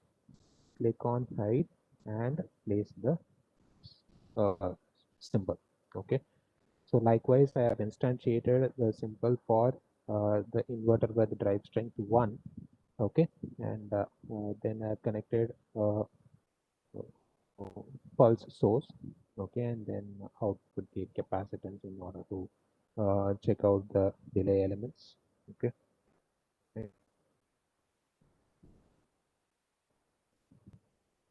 Okay, so now let's move into the layout part. Okay, layout of a standard cell. Okay, so before we create the layout, okay, we need to create a template like structure. Template in the sense, okay, which will serve as a structure, okay, within which you have to build a uh, build a circuit. Okay, build a layout. Okay, so let us see how and why are we building a template. Okay, in what a layout design. So first of all, what is a layout design? Okay, so especially layout in the sense it is the physical representation of your circuit.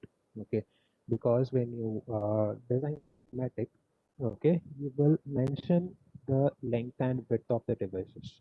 Okay, and that too for the symbol for a symbol of sir, is my volume low again?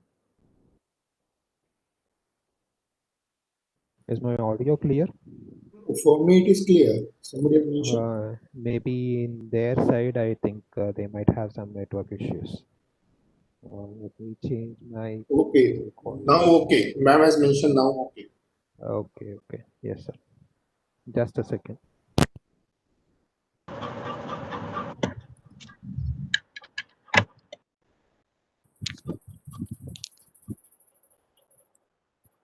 Hope my audio is clear now.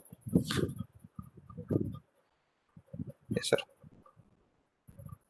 Okay. Yeah, You it can is you too can good now. Yes, sir. Yes, thank you. Okay. So, layout, we were talking about layout, right? So, it is the physical representation of a circuit. Initially in your schematic, okay, for NMOS and PMOS transistors, symbolic representation of NMOS and PMOS transistors. Okay, you will mention the length, width, in case if you are making use of multipliers or fingers. Okay, you will mention those parameters. Okay, in your schematic. Okay, but how does that look like in a fabricated view? Okay, when you fabricate that particular NMOS transistor, how does it look like? Okay, so CMOS layout design. Okay, you can refer Dan Klein. Okay, a book by Dan Klein, which is CMOS IC layout, which is a very good book, and this was suggested by VDK sir. Okay, he has worked closely with Dan Klein. Okay, maybe if time permits, heard from sir, like if time permits, he might join in the afternoon session. But let us check. Okay, so standard cell library. Okay, so it standard cell library in the sense it contains the cells of similar kind. Okay, different of different components like an inverter, an AND gate, an OR gate, a flip flop. Okay, a multiplexer. Okay, it has different cells. Okay, uh, uh, created in the same manner. Okay, which will have a same height. Okay, but width will be variable for a standard cell. So why do we need a standard cell? Okay, and in order to create a standard library, what all things are required? What is the basic design flow? Okay, so first we'll create a schematic. Okay, and followed by that, definitely we need a symbol to be created. Okay, and then we should create a layout. Okay, so by using that symbol, in case if you wish to check the functional behavior, okay, then you can go for the simulation process, functional simulation process. Okay, so uh, after you check the behavior of circuit, okay, you can go for the layout process. Once the layout is complete, okay, you have to generate the .lib file, okay, which is the liberty file. Okay, which has all the timing information about okay, and then you have the library exchange format. Okay, this contains the layer map files. Okay, like it used to contain the dimensions of each and every layer, okay, indicated in the circuit, in the design. Okay, and DEF is another such library file which is required. Okay, and together, okay, combination of these files together will be available to use for a semi-custom IC design engineer. Okay, this together will be made use of, okay, when you go for a semi-custom IC design, where you create the design in form of RTL. Okay, so UDP, okay, UDP is the one which gets mapped to the RTL. Okay, there when you go for the semi-custom IC design flow, okay, you start with compilation, elaboration, and simulation, right? And when you go for elaboration, there is a mapping process going on in background. Okay, so this is what happens. And when you go for synthesis, especially, okay, for the respective functionality mentioned in RTL, okay, you need the circuit to be realized by making use of the logic gates or flip-flops, etc. Okay, so how does that get mapped? Okay, based on the UDPs that you create. Okay, based on the UDPs that you create here. Okay, so everything that you make use of in the semi-custom IC design flow is created by using the same full custom IC design flow. So using a full custom IC design, you create the schematic layout, the liberty files, left files, def files, etc. Okay, which will be again formed a library. Okay, and this library will be made use of when you go for the semi-custom IC design flow, when you create the design there. Okay, when we go to the tool again, I'll show you where are those libraries located. Okay, uh, now we'll move on. Okay, but now who use the standard cells? Okay, as I've told you, the engineers who work on the digital IC system. Okay, and mainly in the phases of logical synthesis and physical design. Okay, so for why are we using these standard cells? Okay, so you would have seen because prior to this you would have gone through the semi-custom IC design flow. Okay, and there you would have gone to the physical design process, and the layout would have been done automatically. Just you'll make mouse clicks, you'll select some library files, and you get the layout. Okay, so this automated layout, okay, is created by making use of these standard cells. Okay, and at the beginning, immediately after floor planning, okay, you would have seen some rectangular cells. Okay, and then when you go for power planning, you would have seen the VDD and VSS getting connected parallelly. Okay, so in those cells, okay, you get the standard cells placed. Okay, and those cells, okay, you would have seen that the height of those cells will be uniform. Okay, so that is why you create the standard cell with the same height, but width can vary. Okay, width can be varied, but height has to remain same, because you are going to connect it with other cells. Okay, like if you are trying to create a ring oscillator, okay, you'll create 5 inverters in series. Okay, 5 stages of inverters in series. Okay, and the output of one inverter will get connected to the input of other inverter. Okay, likewise in order to establish connection. Okay, and in order to have a single VDD getting connected to all the cells. Okay, so that is why, and in order to avoid excessive VDD lines or connecting metal layers. Okay, so to avoid interconnections, okay, we maintain the height of standard cells as in a uniform manner. Okay, so that is the main objective. Okay, to create soft copies of functional primitives, okay, physical drawings, and to facilitate automatic place and route. Okay, so that is the main motto. Okay, so what is standard about the standard cell?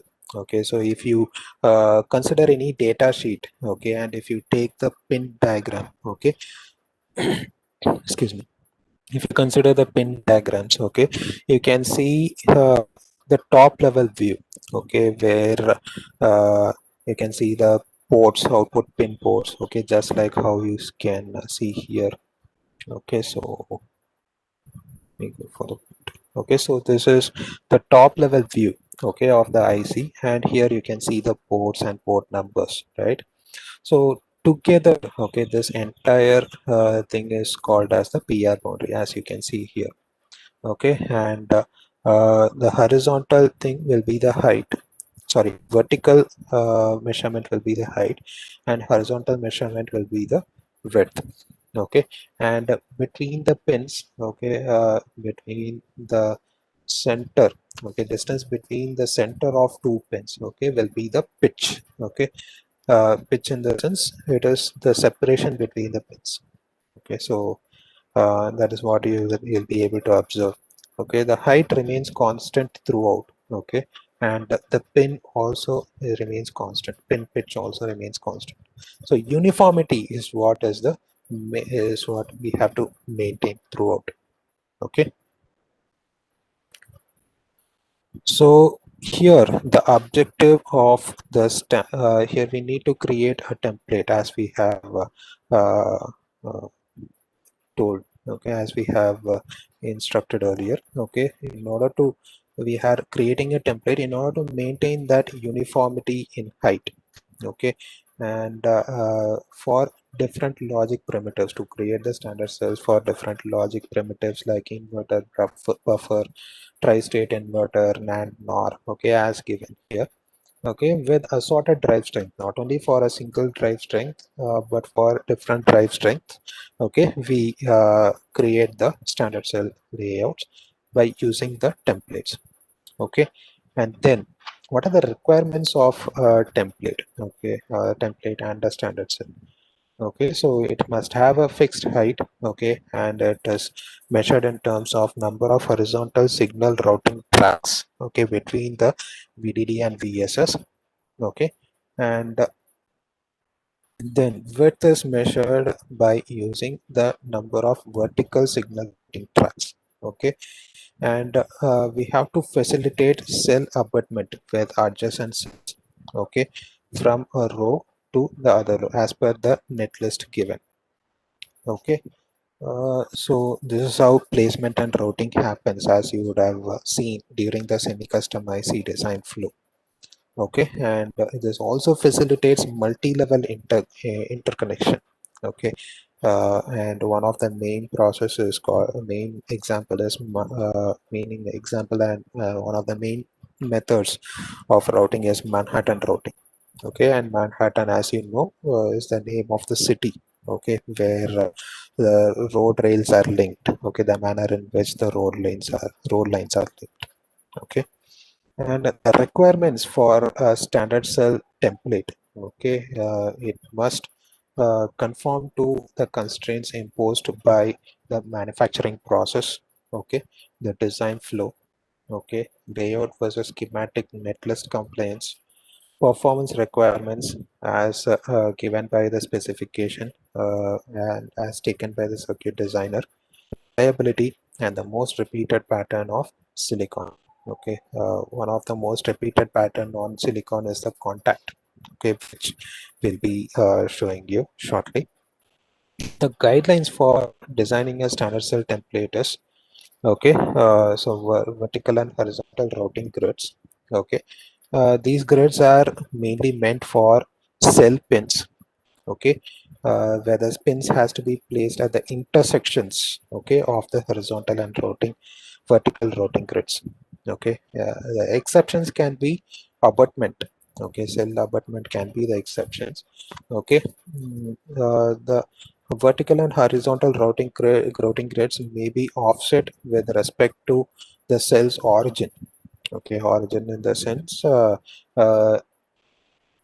you can place the standard cells at different starting points. It is not like it has to be placed at the major origin like 0, 0. Okay, and the cell height must be the multiple of horizontal grid spacing, and cell width must be a multiple of vertical grid spacing. Okay, and how to create the template. Okay, and we were talking about pitch, right? So in order to measure the pitch, okay, you have three options. Okay, so one is wire to layer metal spacing. Okay, and then uh, wire to metal spacing, or wire to wire spacing. Okay, these three options are available. And for everything you have to consider the design rules. Okay, so probably when you take GPDK 180 nanometer, the spacing between two metal layers, okay, should be zero point 0.3 micrometer. Okay, so that measurement is between the outer boundary. Okay, that measurement will be the outer boundary. But if you are trying to measure the pitch, okay, it should be from the center axis of the layers. Okay, center axis of the layers, distance between the center axis of the layers will give you the pitch. Okay, and once you complete the template, okay, it will be something like this. Okay, and this is called half grid offset. Okay, which will help you in abutting.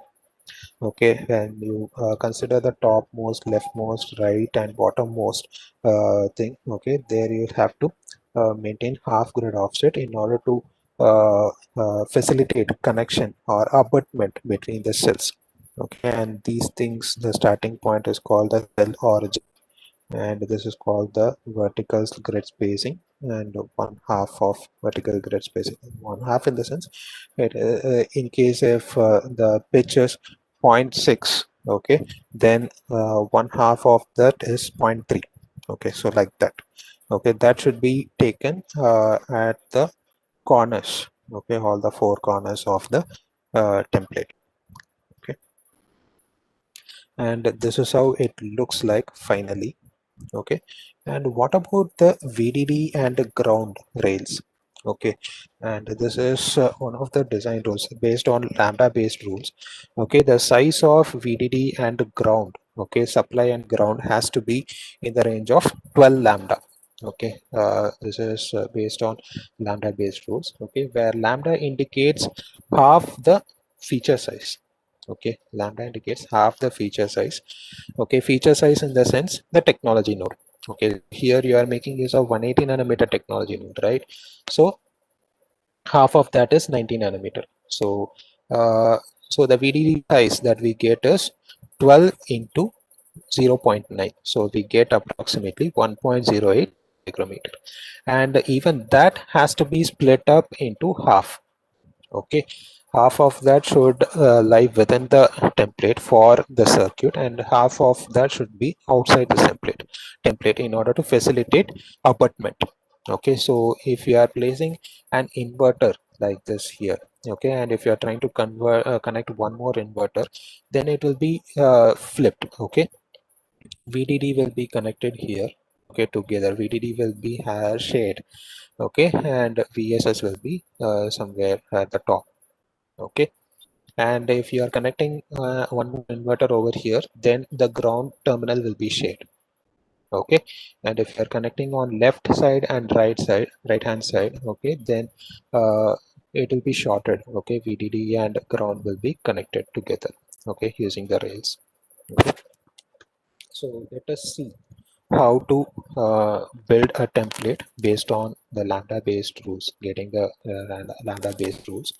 Okay, so what we are going to consider here is, okay, we are going to take the pitch as the via spacing. Okay, so considering the technology node, okay, 180 nanometer technology node, okay, and based on the design rules, okay, so let me show all those files to you. Okay, so in a cadence design system, okay, if you are trying to check out those files, okay, so it will be within the home directory. Okay, and then within that you'll be having one more called CAD or install. Okay, and then you can see the foundry. Okay, if you open the foundry, you'll be having analog and digital related files. Okay, so for these design rules, analog layout design rules, I'll open the respective technology library. Okay, and there you can see docs. Okay, and here you can see the PDF files. Okay, this gives you the design rules. Okay, this gives you the design rules. Okay, for this different types of layer. Okay, for example, if you are willing to check out the design rules for N-well layer, okay, you can see the minimum width of an N-well layer should be 1 micrometer. Minimum spacing between two N-wells should be 1 micrometer. Okay, N-well overlap and buried overlap in the sense like this. Okay, this should be of minimum measurement 0.3 micrometer. Similarly, you'll be having it for oxide layer. Okay, minimum size width of oxide layer should be 0.4 micrometer. Spacing between two oxide layers is 0.3 micrometer. Okay, likewise N-well overlap and P-well overlap. Okay, so likewise, so here we have the metal rule. Okay, and the wire rules. Okay, the minimum size of a wire should be 0.2 by 0.2, which indicates the width and height. Okay, spacing between two wires should be 0.3 again. Okay, metal one overlap of wire should be 0.1. Okay, so the structure will be looking like this. Okay, so this will be the via. Okay, whatever you see in the center is going to be via, and this is the metal layer, metal overlap. Okay, so the size of this should be, the wire should be 0.2 by 0.2 height and width, and the metal enclosure or yes, metal overlap of wire should be zero point 0.1 micrometer. Okay, and here you have the similar kind of metal rules. Okay, so following this, okay, if you place two wires next to each other, close to each other, okay, following the metal rules, okay, like the separation has to be 0.3, okay, and enclosure has to be 0.2, okay, we get the measurement. Okay, so what happens here is it will be close to 0.66 micrometer. Okay, because the wire is also a metal layer, right? So if you consider that, okay, from the axis, okay, vertical axis and horizontal axis as we have seen here in the presentation. Okay, so from the center, okay, if you consider that, okay, then it is going to be 0.66 micrometer. That's what we have checked out here. Okay, and the template size also we have fixed it up. Okay, so the height of template was around 7.94 micrometer, and the width was 2.64 micrometer by considering the dimensions. Okay, 7.92 micrometer, and width was 2.64 micrometer. So let me show you first, and then I'll illustrate how to build the template. Okay, so here we have built one template using the layout Excel editor. So you can see the height is fixed to be 7.92. Okay, and the width is 2.64. Okay, now how to create this template? Okay, so let me show you as of how to build this. Okay, so yes, okay, so I'll go to file and I'll create a new cell view. Okay, so I'll name the cell as template. Participants, please give me a heads up if my audio is going low. Okay, so template, and it is going to be in a layout view. Okay, so the type is going to be layout. Okay, with layout Excel editor. Okay, this is what check the design for process calls. So the queries will be taken care of during the QA session. Please bear with me. Okay, click on OK, and then I'll select yes. Okay, so just layout editor. Okay, so I'll select OK. Okay, so you can see you will get it like this. Okay, just like a basic graph sheet. Okay, x-axis and y-axis. Okay, you have a common thing. This will be the origin. Okay, so I'll start. My origin of template will be at 0, 0. Okay, so this will be the starting point. Okay, so I'll make use of ruler. Okay, in order to do the measurements. Okay, so the bind key for ruler is K. Okay, so I'll use the shortcut K. Okay, so I'll measure. Okay, so the height is 7.92, right? So I'll zoom in as much as possible using my mouse scroller. I'll zoom in as much as possible and I'll measure 7.92 micrometer. Okay, 7.92. You can zoom in to measure.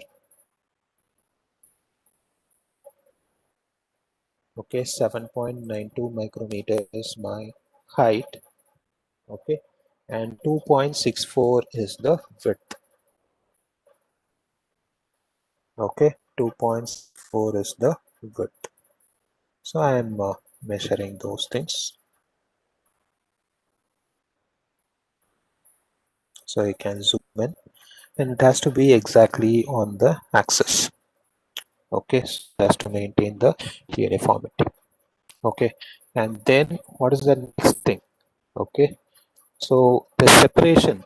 Okay, so we have been having a look at half grid thing, right? So here we have mentioned, like, in order to help in abutting, okay, we have a half grid offset, right? So the pitch, okay, routing pitch is 0.66 micrometer. So half of that is 0.33, right?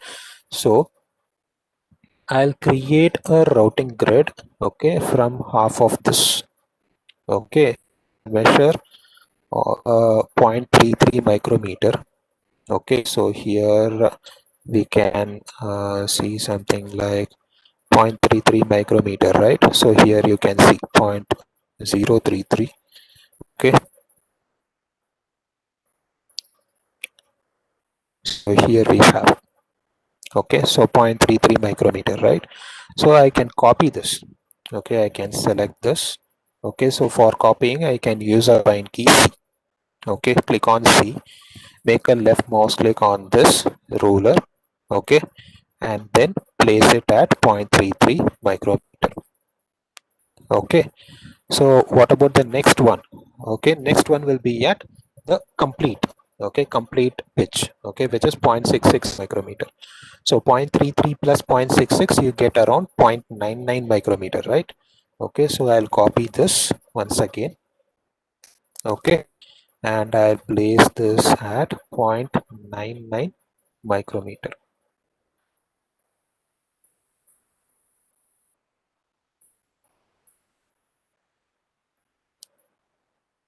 Okay, you have 0.99 over here. Okay, so you can see that, right?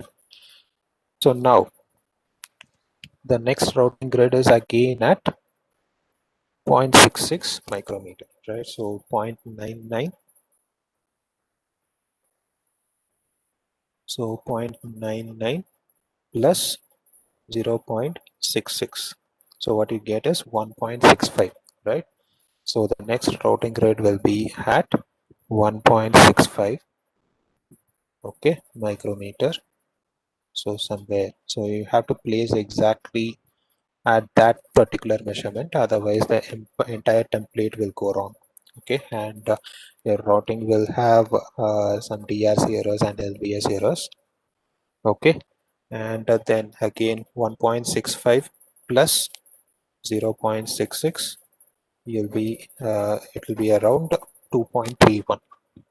Okay, so I'll copy this, okay, and get it at 2.31 micrometer. .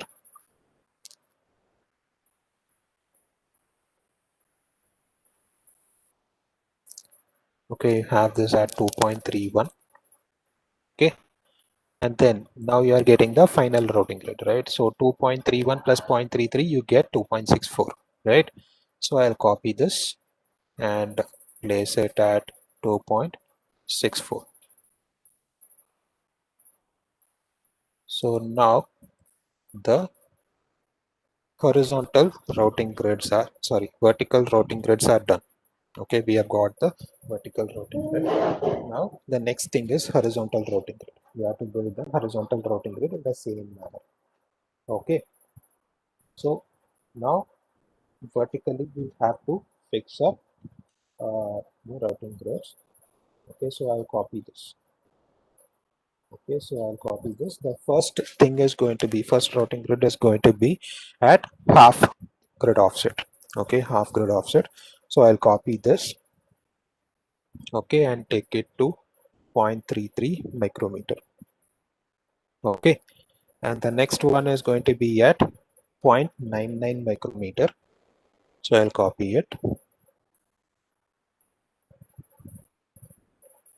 Okay,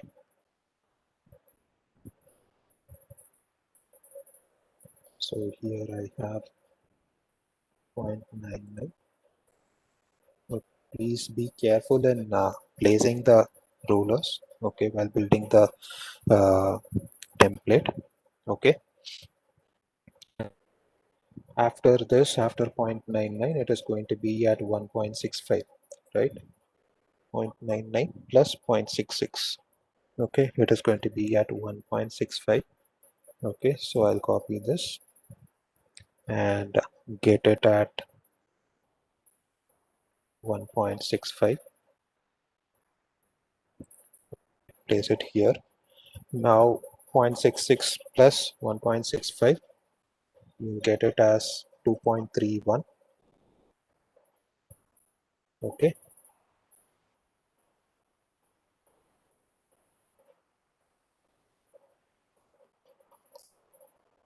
2.31, and the next one is,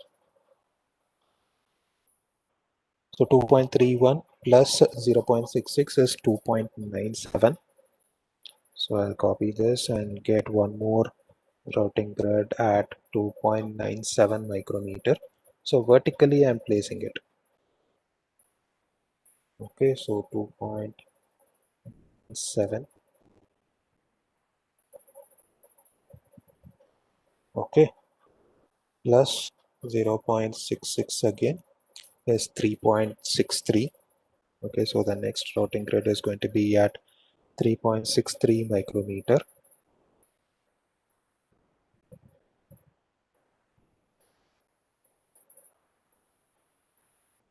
Okay, so 3.63 plus 0.66 will be at 4.29 micrometer. So I copy this again.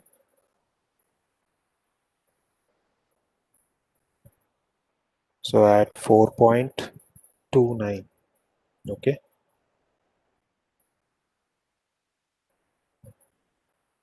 so 4.29 plus 0.66, it will be at 4.95. Okay, excuse me. So next one will be at 4.95. So you are fixing up these routing grids in order to place the pins and do the connection. Okay, so 4.95, and the next one will be at 5.61 because your layout has to be symmetric. Okay, and you should be in a position to connect from one pin to another from all the four sides. Okay, so like north, south, east and west, from all the four sides you should be able to do the connection. Otherwise you'll have some issues like layer overlapping. Okay, or your connections may go out of the PR boundary, so avoid those things. Okay, we are building this template. So the next one is going to be at 5.61 micrometer. Okay, 5.61 plus 0.66 again. Okay, so you get something like 6.27. Okay, so copy this and I'm going to place it at 6.27. Okay, and the next one is going to be at 6.93.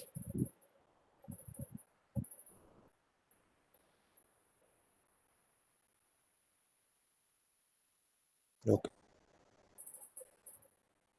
so here it is. And place it carefully. Okay, so even a small mistake can lead to uh, huge damage in your layout. Okay, and if you try, imagine that you are going ahead with the fabrication with this layout itself. Okay, then you get a number of effects. Okay, and there are companies who have gone up to the limit of shutting down their plants. Okay,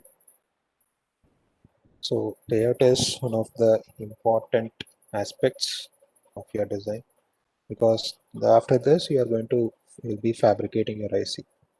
Okay, so 7.59 will be the next step, and next is going to be the last one, right? So it is going to be at half grid offset. Okay, so next one will be at 7.92. So I'll copy here. Okay, and I'll place it at 7.92.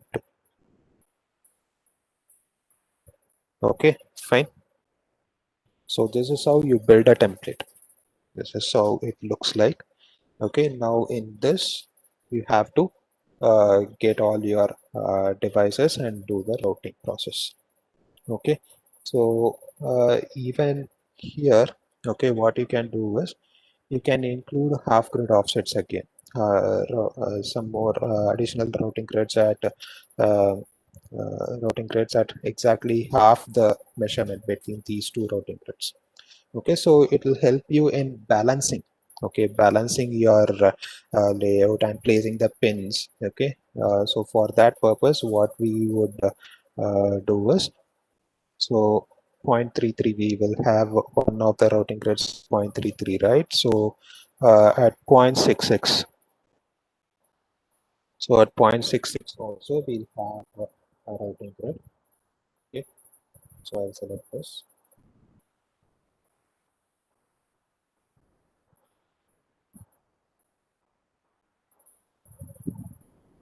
So I'll place it. Then we have at 0.99. So 0.99 plus 0.33. Okay, so it will be at 1.32. Okay, so next I'll place one more routing grid at 1.32. Okay, plus 0.33, I'll get 1.65. Okay, where we already have. Okay, so plus 1.65, I get 1.98. Okay, okay, again plus 1.98 plus 0.33, you get around 2.31.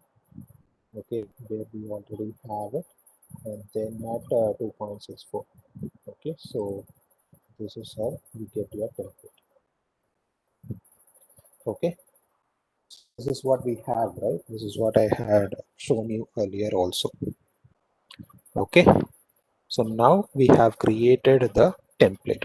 Okay, after creating the template, you can save this. Okay, you can save template and now build the schematic. Sorry, layout as well as schematic. Okay, so how to, we already have the schematic, right? So let me show you that.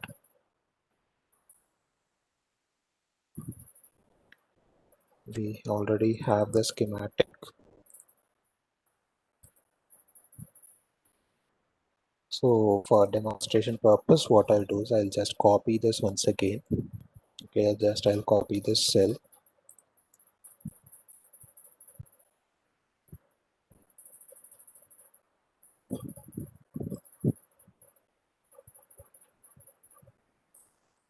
Okay, so I'll remove the other views.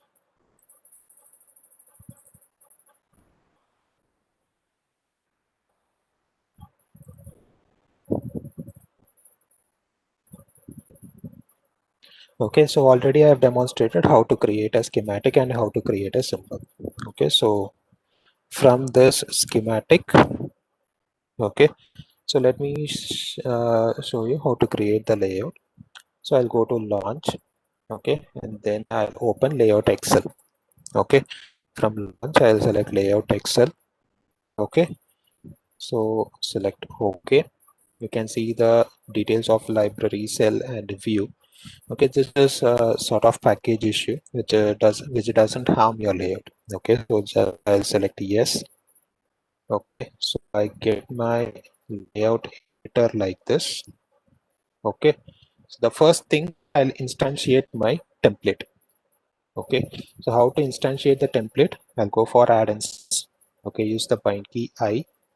Okay, and select the library, cell, and view. Okay, so where do I have my template? In my 4_CIC_ webinar, I have the template, right? So I'll select that, close.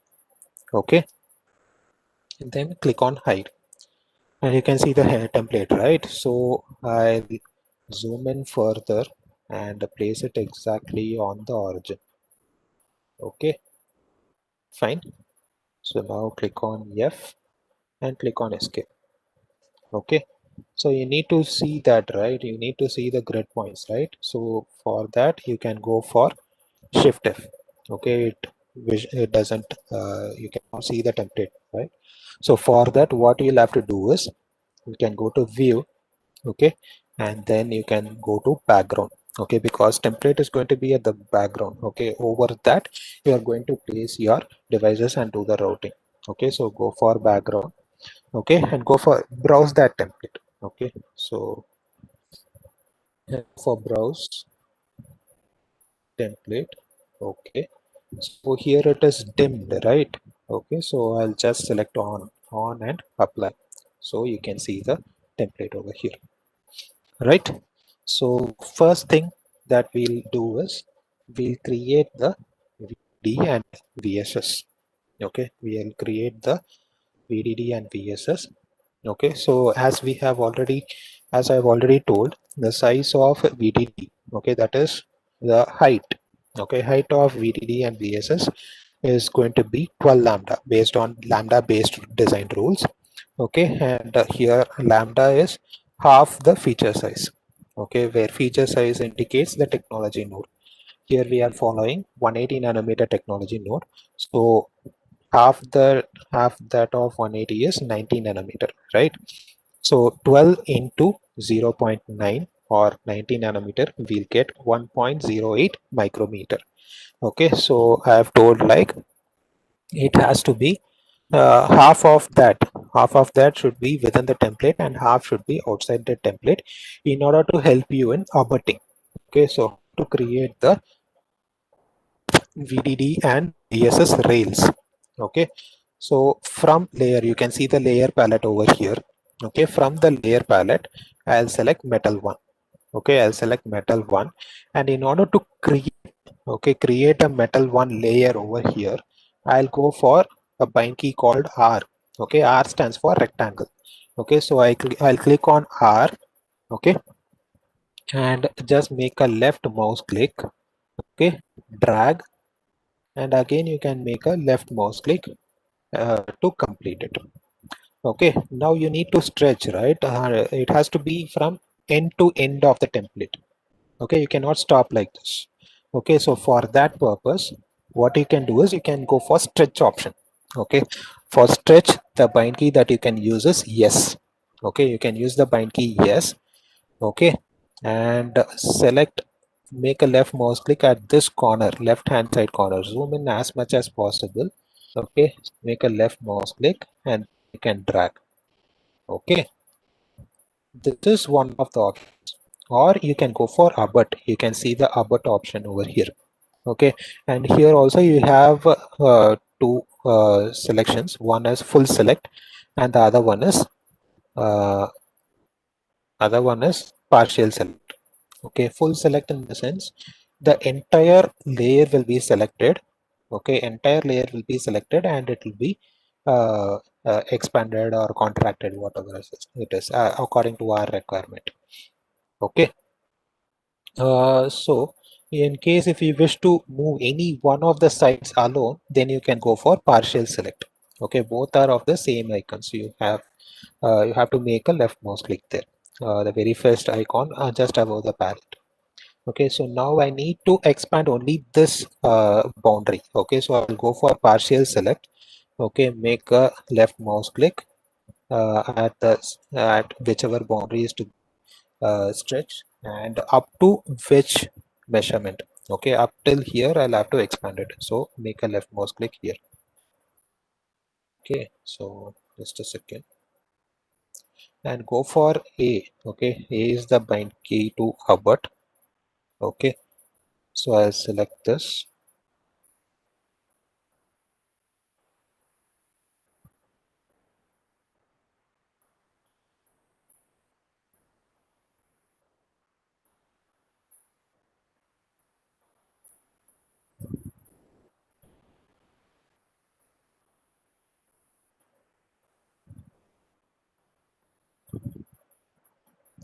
Just a second.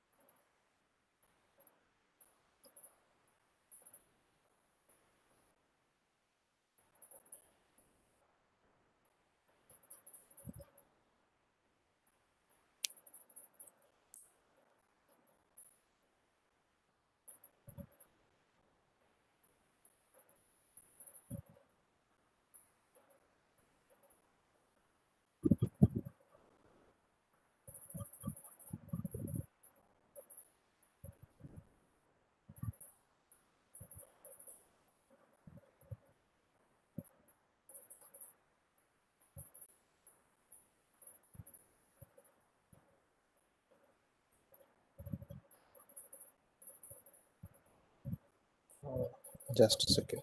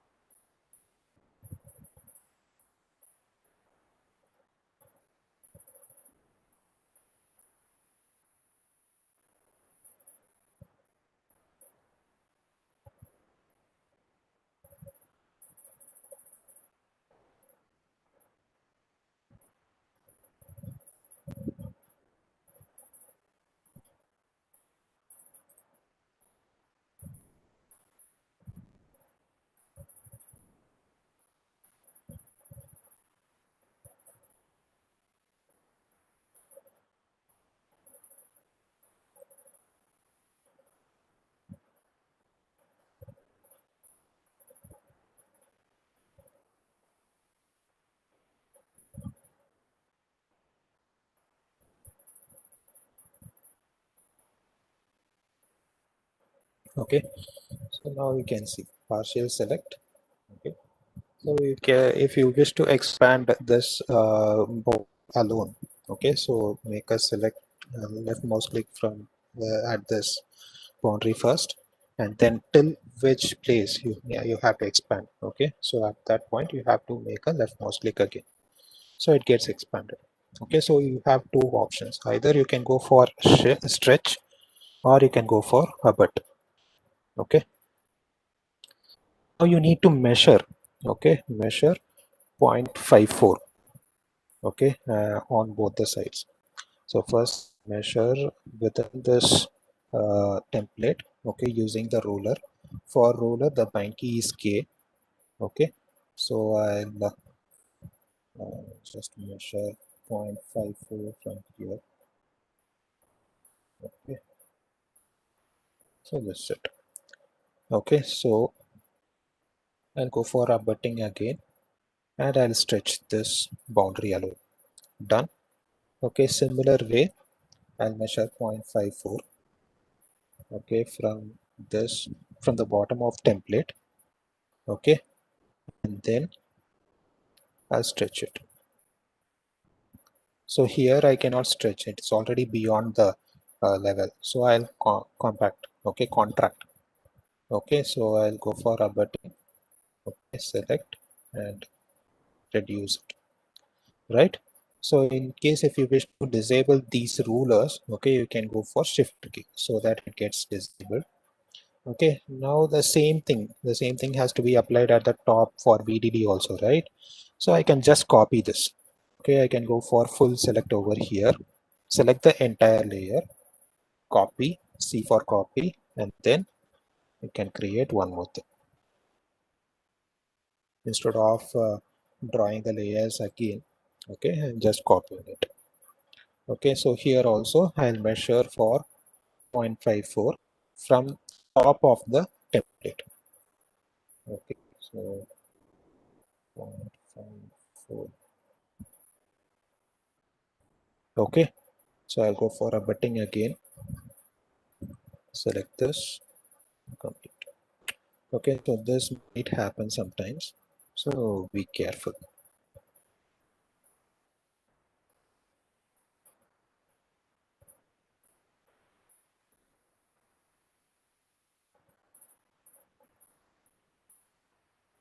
Okay, done. Okay, now you can measure, if you wish to have a clarification, you can measure the width of entire metal layer. It is 1.08. Done.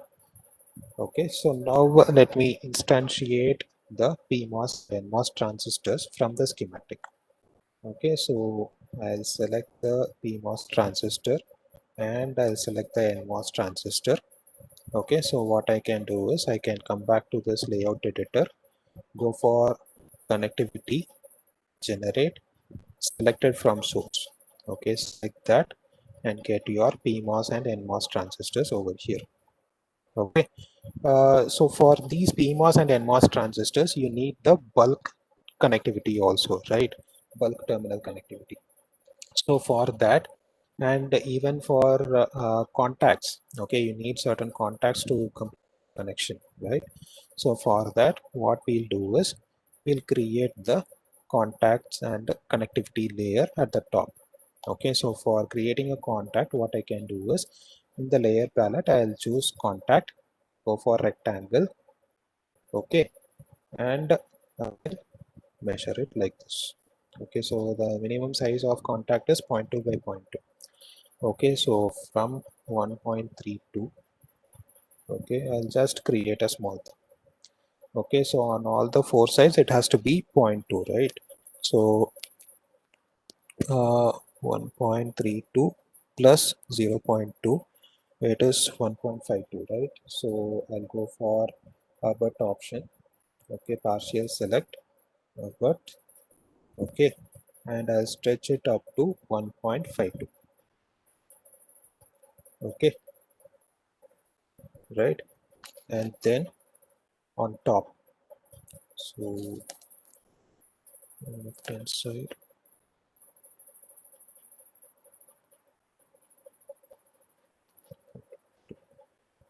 on left hand side it is 1.12.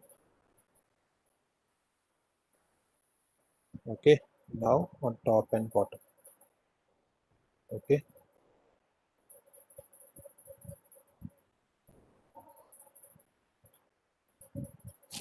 so 7.59 plus 0.2, you get 7.7. Okay, so I'll stretch up to 7.79 on top.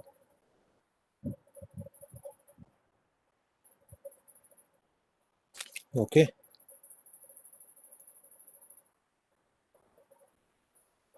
7.39 at the bottom.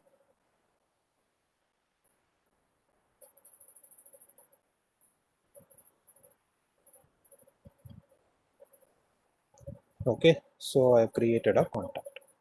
Okay, so if you try to measure it, so it will be, sorry, 0.2, right?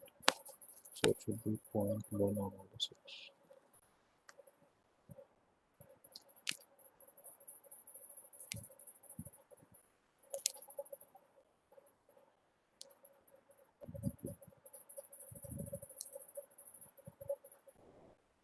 Just a second.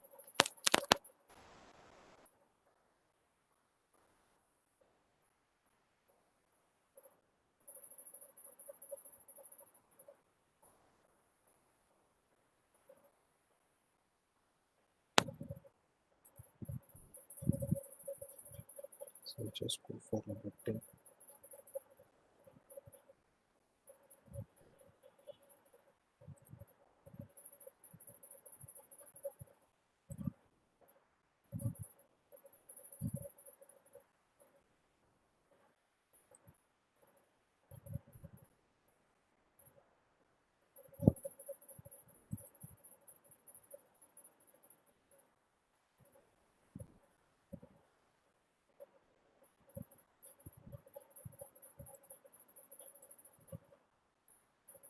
Okay.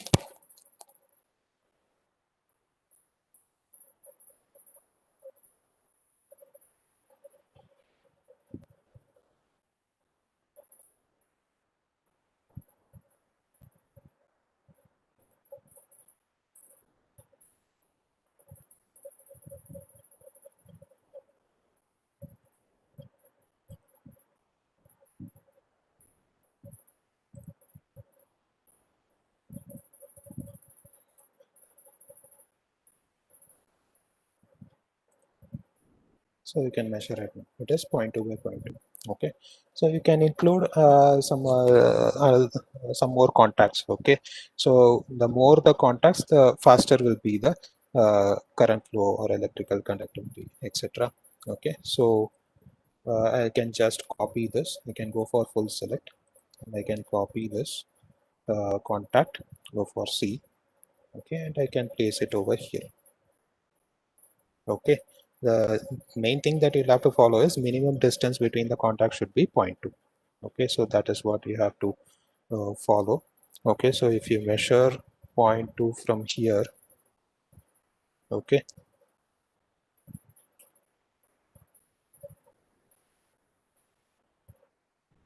so it will be around here.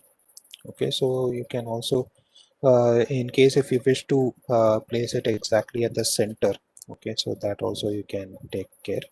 Okay, so 1.98. Okay, so 1.98 minus 0.1, you can place it at 1.88. Okay, so again I'll go for about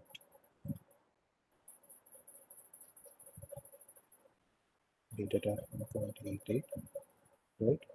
And similarly you can place one more contact over here also. So I'll select it, copy, you can place one over here. Okay, so this is 0.66.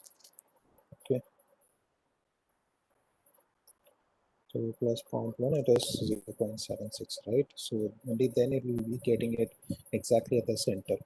Okay, so I'll go for a butting, and it will be around 0.76. Okay, now you have to create a metal layer surrounding this metal oxide and implant. Okay, so you can also copy the same thing. Okay, or you can complete everything and then copy also. Okay, together. Okay, so metal enclosure is 0.1. Okay, so I'll measure or you can also create. Okay, so I'll create a metal layer. Okay, okay, a metal layer and oxide. Okay, so from the layer palette I can select oxide layer. Okay, you can see oxide layer. Okay, and then implant.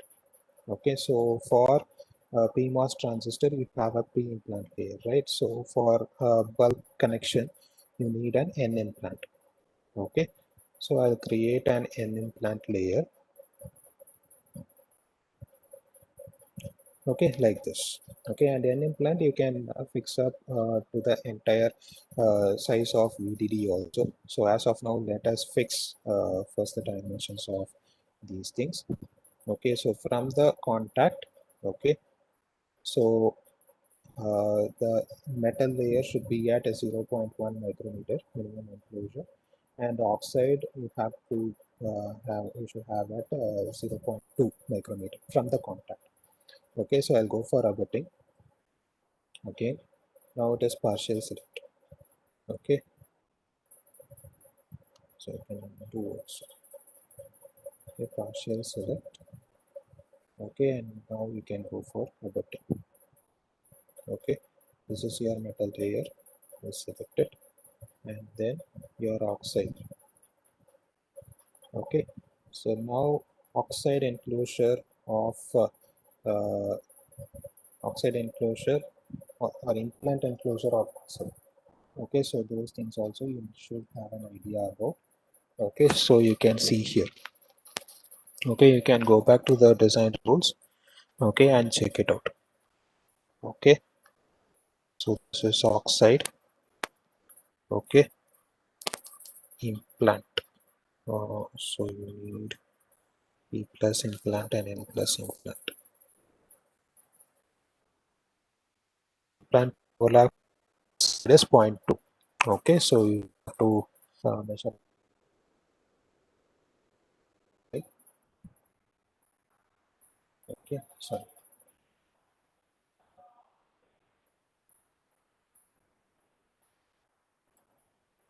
Okay, so now we can go for everything, right? So done. On one side you have done. So similarly you have to do it on all the four sides. So I'll straight away measure 0.4. Okay, on top.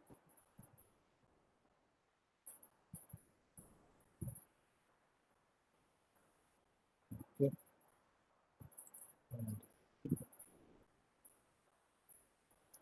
okay, now I'll go for abutting. I'll go for abutting. So metal should be at 0.1. Okay, oxide at 0.2. Okay, and implant you can extend it to last. Okay,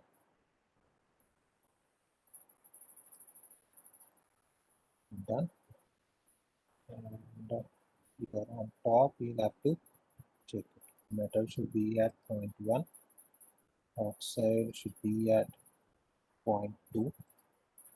Okay, and on the left hand side,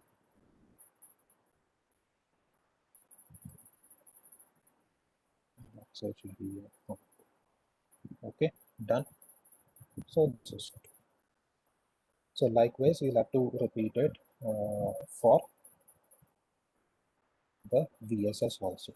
So what you can do is you can select this entire thing. Okay, copy this entire thing. Okay, so so,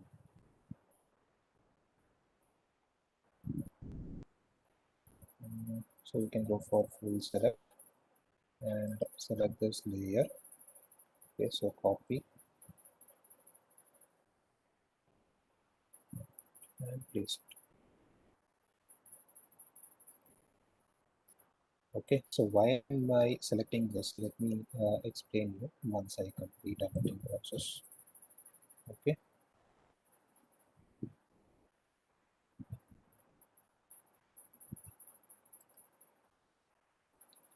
okay, so you need not measure for P implant once again. Okay, so just above that you can create your P implant. Okay,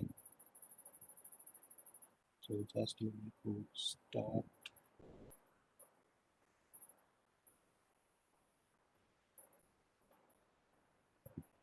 and finish it off. Okay, now what you can do is you can disable the view option. So here you can see visualizing option, right? Okay, so this is visibility and this is selectability. Okay, so to visualize a layer and to select a layer. So if you disable the visibility for all other layers, okay, and just select for N implant alone. Okay, so here you need not have an N implant, right? So I'll select this and delete. That's all. Okay, now you can enable the visibility for all of those layers. Okay, so some simple tricks. Okay, next is I need all these things. So let's stop with this. Okay, so I'll copy these things also. So you need not draw everything once again. Okay, so that's why.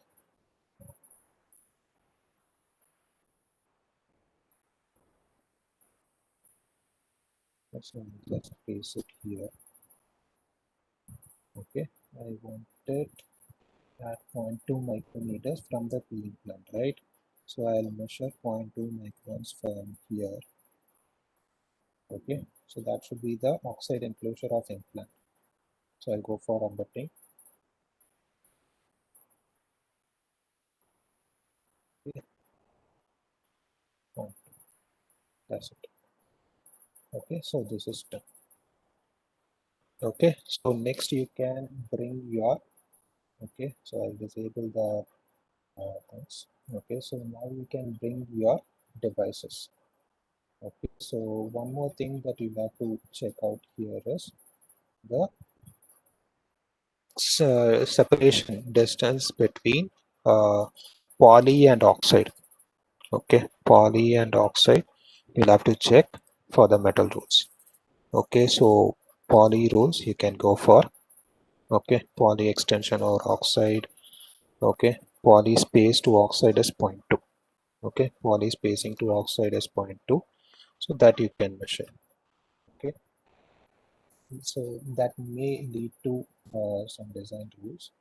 Okay, so what I'll do is from this is your oxide layer. Okay, so I'll measure 0.2 microns from here. Okay, so it will be exactly over here. Okay, so I'll just bring it. Okay, and I will then go for a button. Okay, so I'll go for a but. Okay, select the poly layer.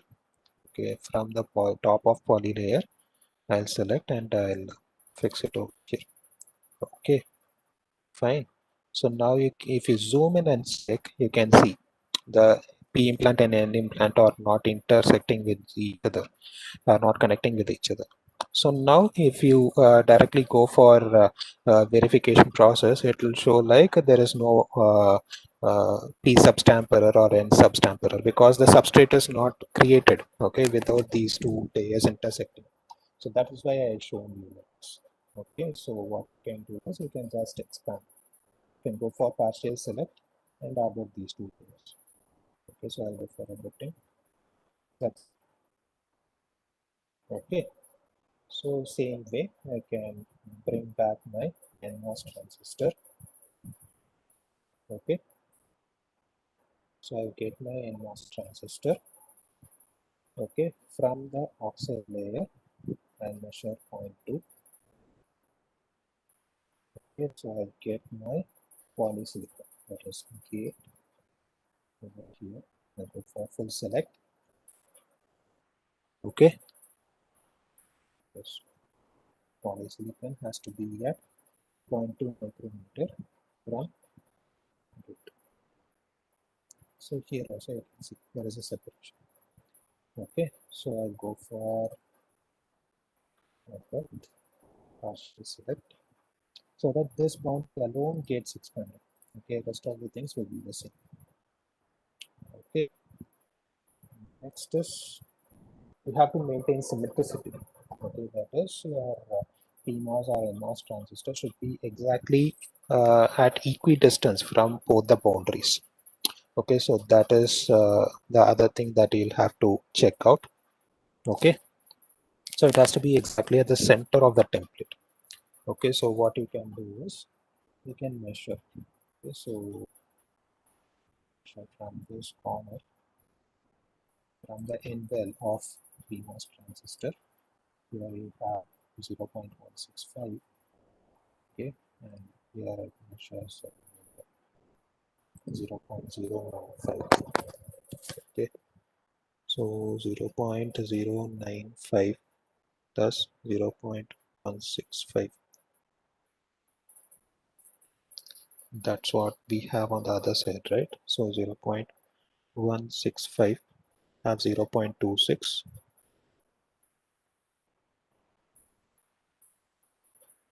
So it has to be at 0.13 micrometer on both the sides.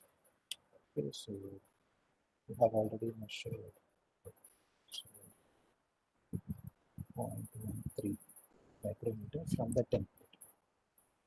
Okay, earlier I had measured the other way. Okay, so I'll go for abutting, full select. Okay, full select, abutting, done. So it will be 0.13 micrometer apart from both the sides. Okay, so PMOS transistor we have done.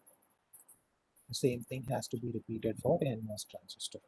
Okay, so from the implant it is about 0.43 micrometer. Okay,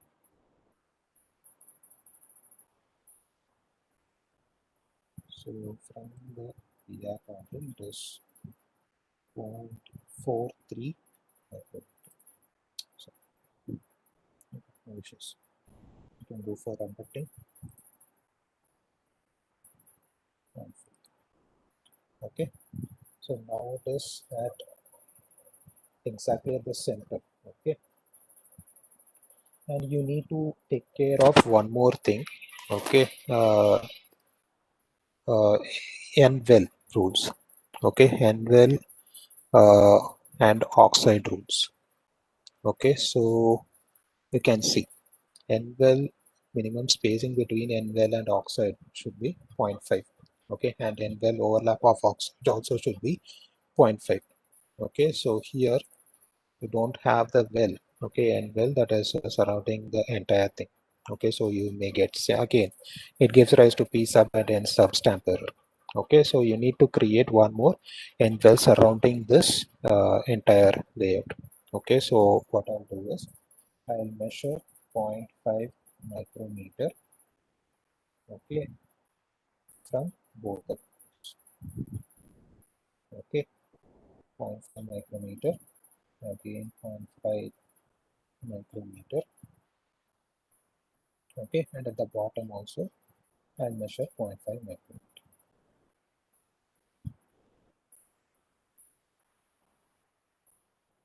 Okay, so here it is, right? So what I can do is from the layer palette I can select anywhere and draw a layer. Okay, using the rectangle option I can draw an approximate layer and I'll go for partial select and go for a button. Okay, so I go here, then I go here, and I go settings.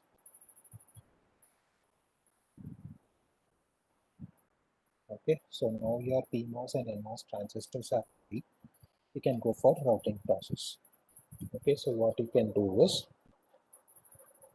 so I'll instantiate the pins from the schematic. Okay, so A and Y out. Okay, A and Y out. Okay, and VDD VSS are also there. Okay, VDD A, Y out, and VSS. I'll instantiate the pin. Next, show by selected.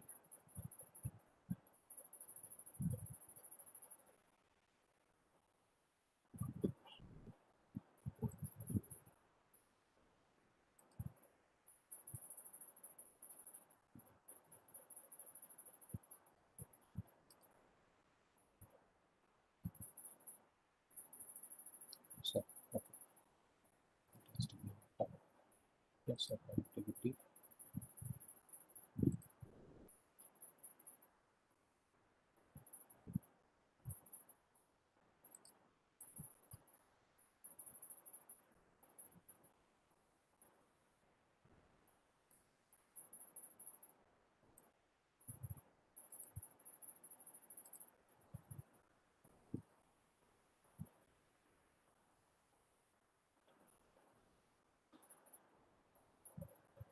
Just a second.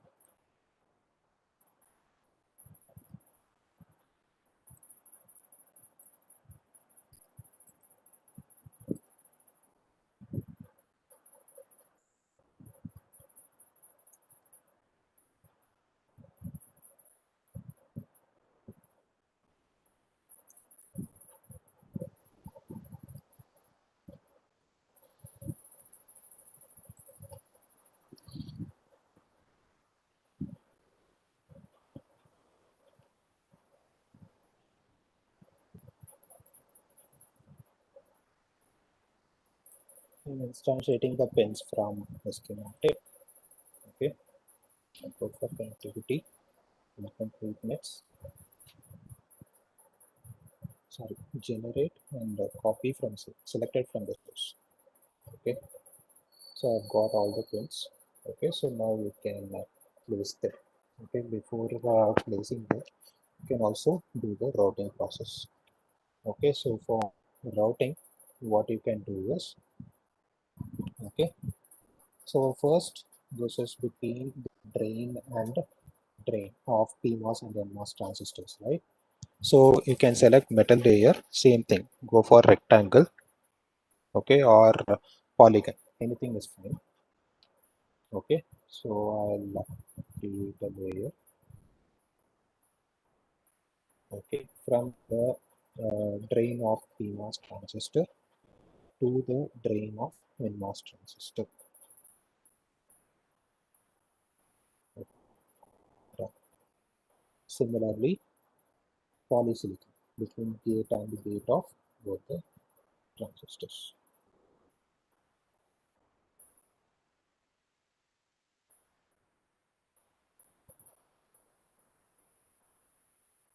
Okay, so these are done. Now, source of the PMOS transistor. You can also change it later. Okay, source of the PMOS transistor to VDD. Okay, so here you have the VDD, right? And source of NMOS transistor to VSS. So after doing it also, after completing the connection also, you can change the layers, no issues. Now you can select this particular layer. Okay, this has to be metal, right? So you can go to properties and select metal one drawing. Okay, apply. Okay, done. Okay, so now you can go for other, partial select other and expand it. Okay, like this. So no issues if you connect it by using a different layer also. Okay, select the layer. Okay, go to its properties and in layer you can choose metal one drawing. Okay, apply, so it gets changed. Okay, so these are some of the shortcuts that you can make use of. Okay, so now almost routing is done. The next thing is you have to place the input pin server. Okay, so what you can do is uh, here it's not a problem. Okay, you can just bring your output pin. Okay, and please check. It has to be input and output pins should be at different routing grids. Okay, so I'll get the input pin on this routing grid.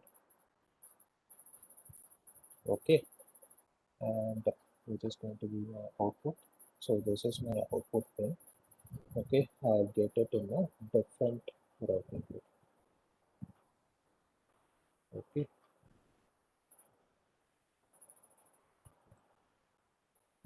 okay, over here.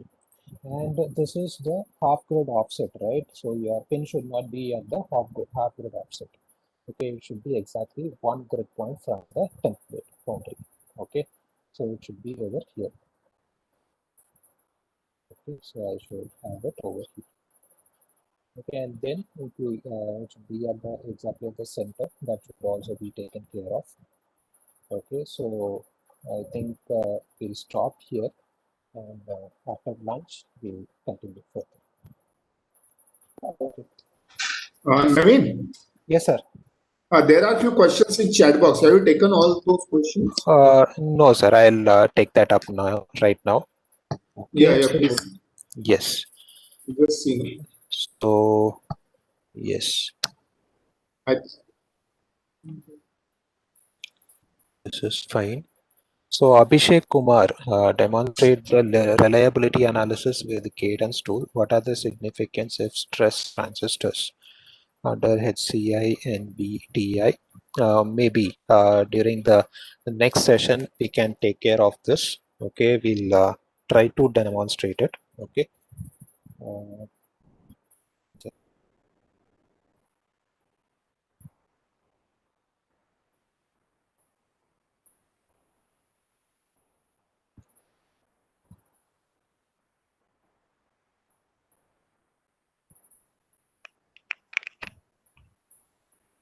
Okay, maybe in the post-lunch session we'll try to demonstrate it, Abhishek. So hope you fine with that. How to check the design process for all the corners? How power analysis can be got? Okay, so power analysis, you can again run the simulation. Okay, you can check the dissipated power. Okay, mostly you'll be able to, when it comes to full custom IC design, okay, mostly you'll be able to get your dynamic power dissipated alone. Okay, so for that also we have the options.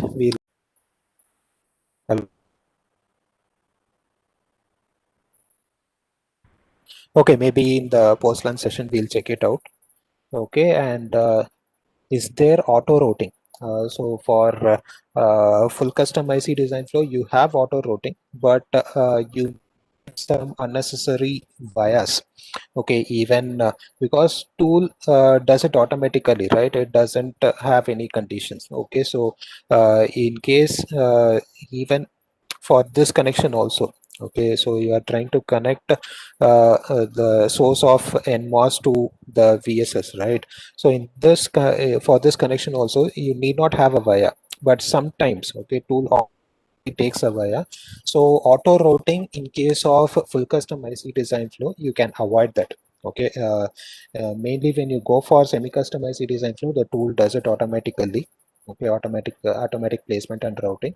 But here in full custom IC design, automatic placement is not possible. Automatic routing is possible, but it can be avoided. Okay, hope that answered your query, Vadim. Okay, so is it always metal one? No, Ritu, it is not always metal one. Okay, it depends on the layers. Okay, so here you can see the source and drain are of metal one layers. Okay, that is why I'm making use of metal one. And even for the routing connection, okay, routing process, always it is preferred to have metal one. Okay, because as you go as the order goes higher, okay, it may give rise to some unnecessary parasitic components. Okay, to avoid those parasitic components and to avoid cost, okay, cost may also go high. Okay, so in order to avoid those things, we are going for metal one layers. Okay, for interconnections, right? And do we have to manually every time in analog design? Can it be automated like digital design? Ritu, like digital, as I said, okay, it can be automated, but it gives tool does it automatically, but it gives rise to unnecessary bias. Okay, yes. Mean VDD and VSS. Auto template formation. No, Vadin sir, automatic template formation is not available. We have to create it manually. Okay, so Okay. Ritu, can you show that at some time later? Got Yeah. it. Later in the sense, what do you want me to illustrate? That automatic connections, automated routing. Okay, fine. Yes. Maybe in post-lunch session we can do it. Any other queries, participants? Mm. Okay, fine. sir, we Yeah. shall break for lunch, or if you want me to take further, it No, is no, no, also no, no. We will break for lunch up to okay, two sir. o'clock. Then Okay, we'll fine. be back by 2 o'clock because Okay, today it's a hectic schedule for us. So it is two okay, to okay, four, and then okay, again sir. we have planned some case study for them, feedback based some case Okay, study sir. in the evening slot for 5 o'clock. Okay, sir. Okay, fine, fine, Okay, fine. so we'll have a break. We'll have a break now up to two. Okay. Yeah. Okay, sir. Okay. I may Yeah. continue up Oh, to 2:50. Joe will take care, sir. acha. Okay. Okay. Thank you. Thank you. Yeah. Thank you, sir. Thank you. Thank you very much. Thank you. So I'm closing this meeting, participants. Okay, I'm ending this meeting. You will be rejoining at 2. Thank you. Yes, sir. Thank you, sir.